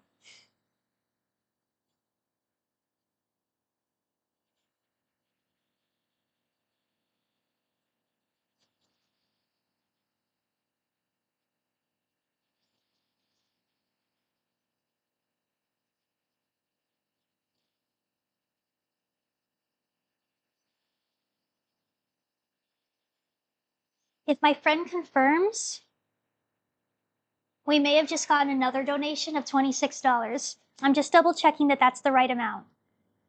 Yes. Okay. I'm about to put Armando on the board for $26 donated.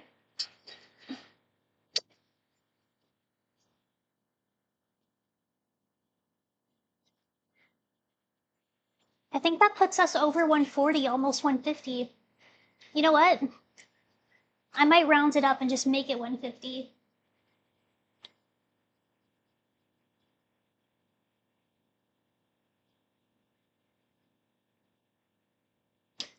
There you go.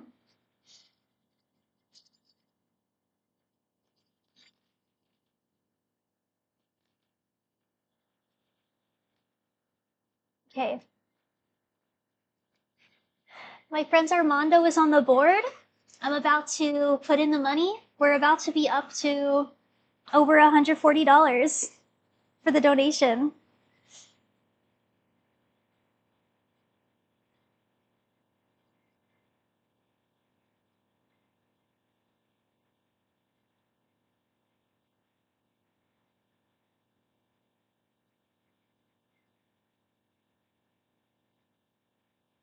Putting it in right now.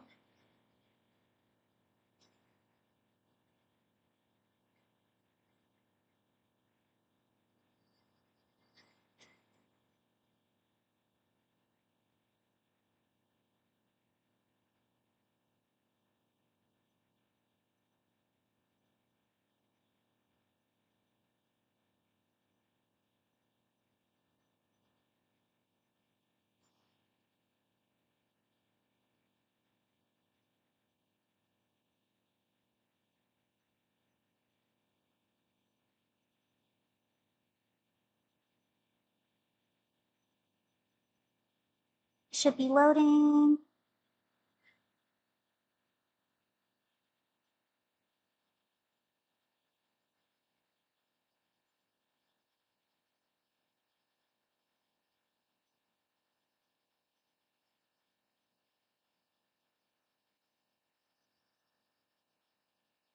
Okay, yes, that went through. Yep. Okay.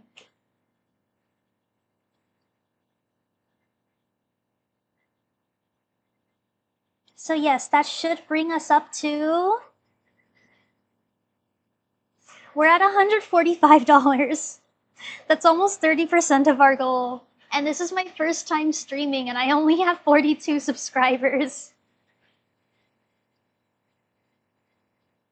Again, I just want to say one more time, I literally almost died because of this disease. And I was in a dance group before and I had to stop because my health got too bad. And I used to be in a different dance group, a Love Live dance group, from 14 to 18. Basically my entire high school life. And I had to quit because I got too sick. And not just too sick, like physically sick, but like I wasn't having fun anymore because my mind was in such a dark space that I just I couldn't be positive around my friends. And I actually became really toxic just because I was so negative all the time. I was in this constant mood of crankiness. And I didn't trust that my friends actually were there for me anymore. I didn't trust anything except for my own obsessive ruminating thoughts. And things got really, really ugly. And I almost lost my life. I actually attempted at 18 twice in one summer because things got so bad. And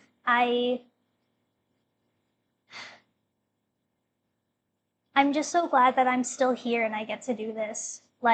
I know it doesn't seem that deep, it's literally a Babymetal dance channel, but every time I upload a dance cover, it's wow, I thought I would never be able to do that again. I got osteopenia, I lost the density in my bones, I got told I was in the late stage of anorexia. I got to the point where I was throwing up everything I ate, not intentionally, but because my body physically couldn't hold it. So I thought I would never dance again. And I recovered anyways, and now I can do these things that I was told I would never be able to do again. And I just really want that I want that for someone else too. I want someone who thinks that it's already too late to recover. So seriously, thank you, friends, for actually being here and donating to this. It doesn't sound like it's that deep. It doesn't sound like Babymetal's related, but like this channel literally is basically tracking my recovery because every video that I stick with it um, is a video where like I'm showing that my body can do things again. You know, I know it doesn't sound like it should be that deep, but it really is for me. I'm gonna prove my point and eat this burger.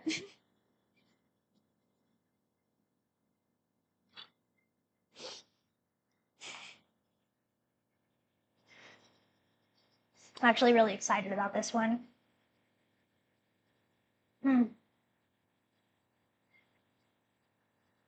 I've never had a burger on Hawaiian bun before, but you should try it because it's really good.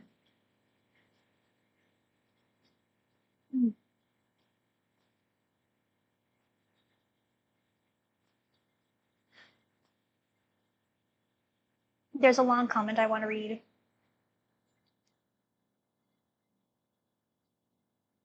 Thank you for being so honest and open about your struggles. Your advocacy for those in the midst of an ED is so encouraging. Absolutely. I was there once, and it's a really triggering topic. It's hard to talk about for a lot of people when they're in the midst of it because every little thing can trigger someone. And so I really hope I'm going about this the right way and I'm not saying anything that's like doing what I'm trying to do injustice. But it also can be so isolating because in this desperate effort to not trigger each other and not promote it, we end up just not talking about it at all in an already such a stigmatized group of diagnoses in the DSM-5.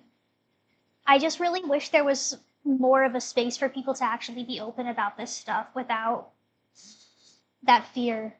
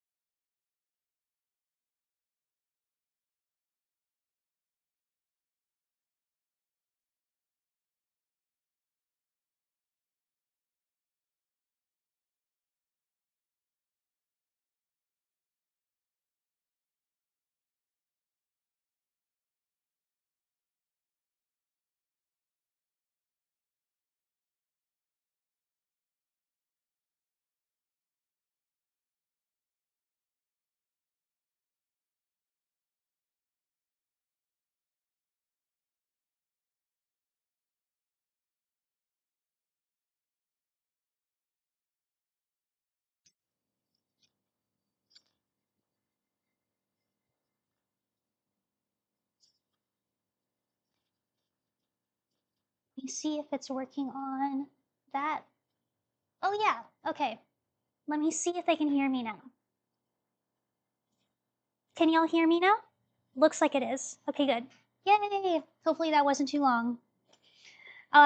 We've got a new mic just in time for them to get blundered.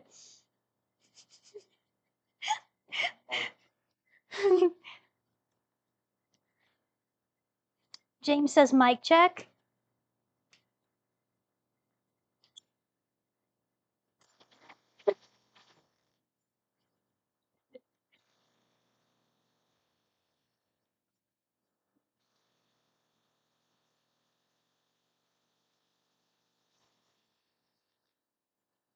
That's so mean.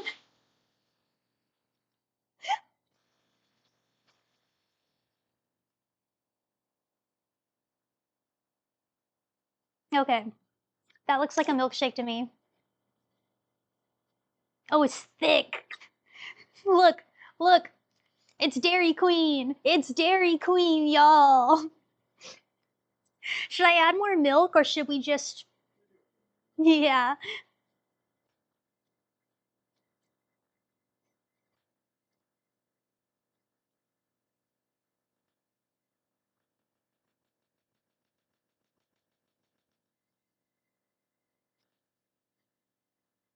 Little more milk.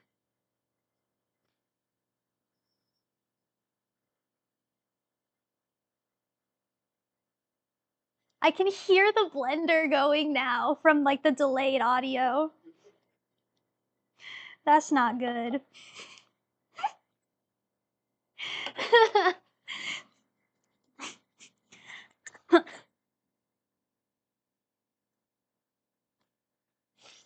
Proper DQ shake, yes.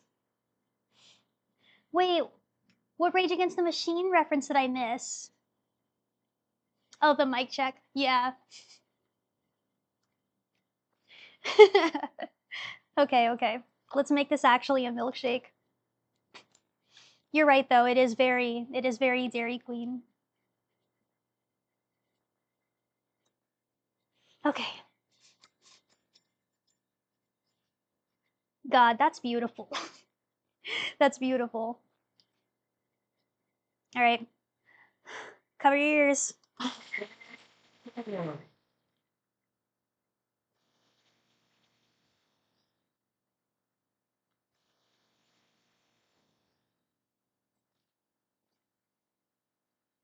Yeah. All right. I think it's perfect now.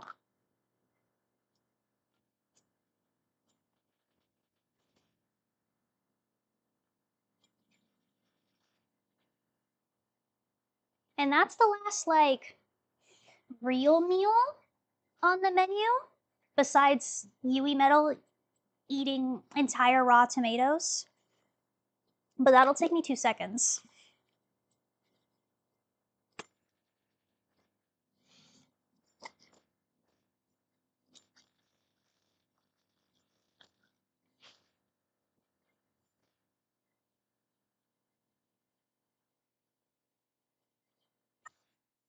Kind of see if we have straws somewhere. Babe, have you seen straws anywhere? Oh wait, there's 2 right here. Perfect.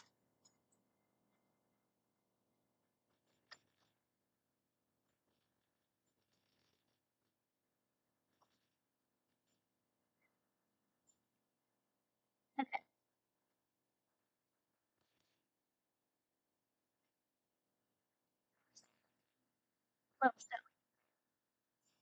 Take a giant bite out of a tomato. That's what I'm saying. Like, that is what Babymetal does. And I don't like tomatoes, but I might do it for the bit. I might do it for the bit. I was gonna do something a little bit less deranged and like cut them and put ponzu on them to make like a Japanese like cold tomato salad. But maybe I'll also embody Babymetal's true spirit if y'all want me to, and just straight up take a bite out of that thing.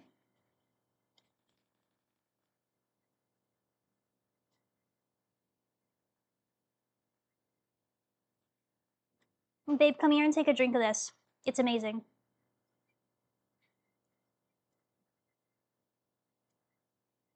Babe, you want a drink?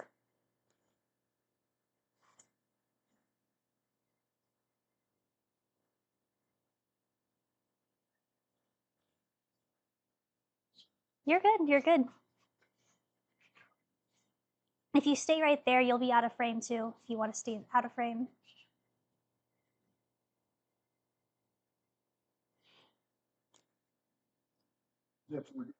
Right?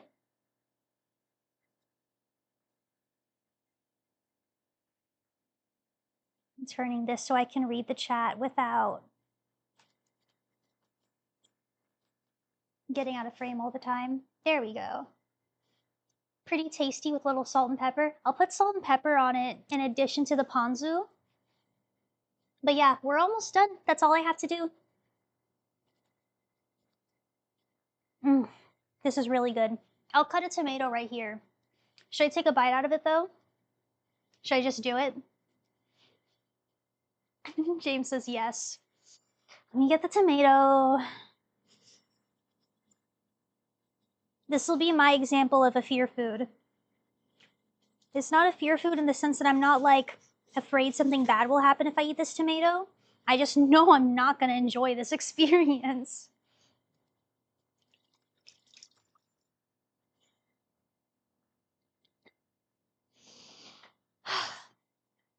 This will be how I end the stream. No pressure either way. You're so sweet. Nah, there's pressure. I'm telling everyone to recover from a condition that makes them scared to eat certain types of foods. I gotta do it. It'll be how I end the stream. We're finishing 30 minutes late. I'm ending the stream by eating this tomato.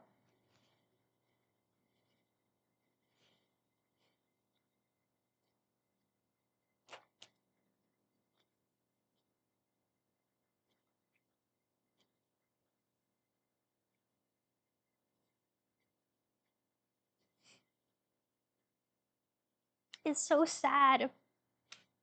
I can't believe Yui does this to herself.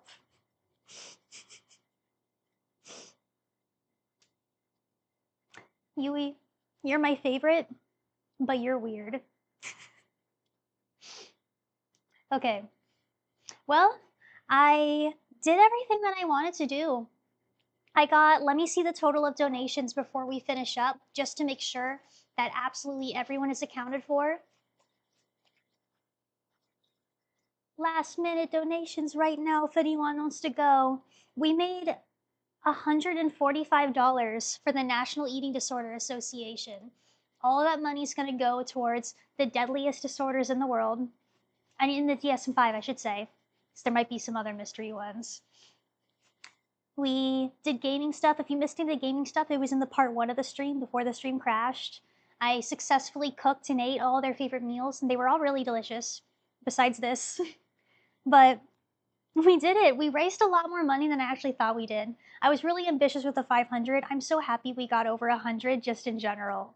But yeah, thank you so much, everyone. I'm going to be doing more of these, hopefully with a little bit more skill. But yeah, we did it. Thank you, everyone. Thank you. See you.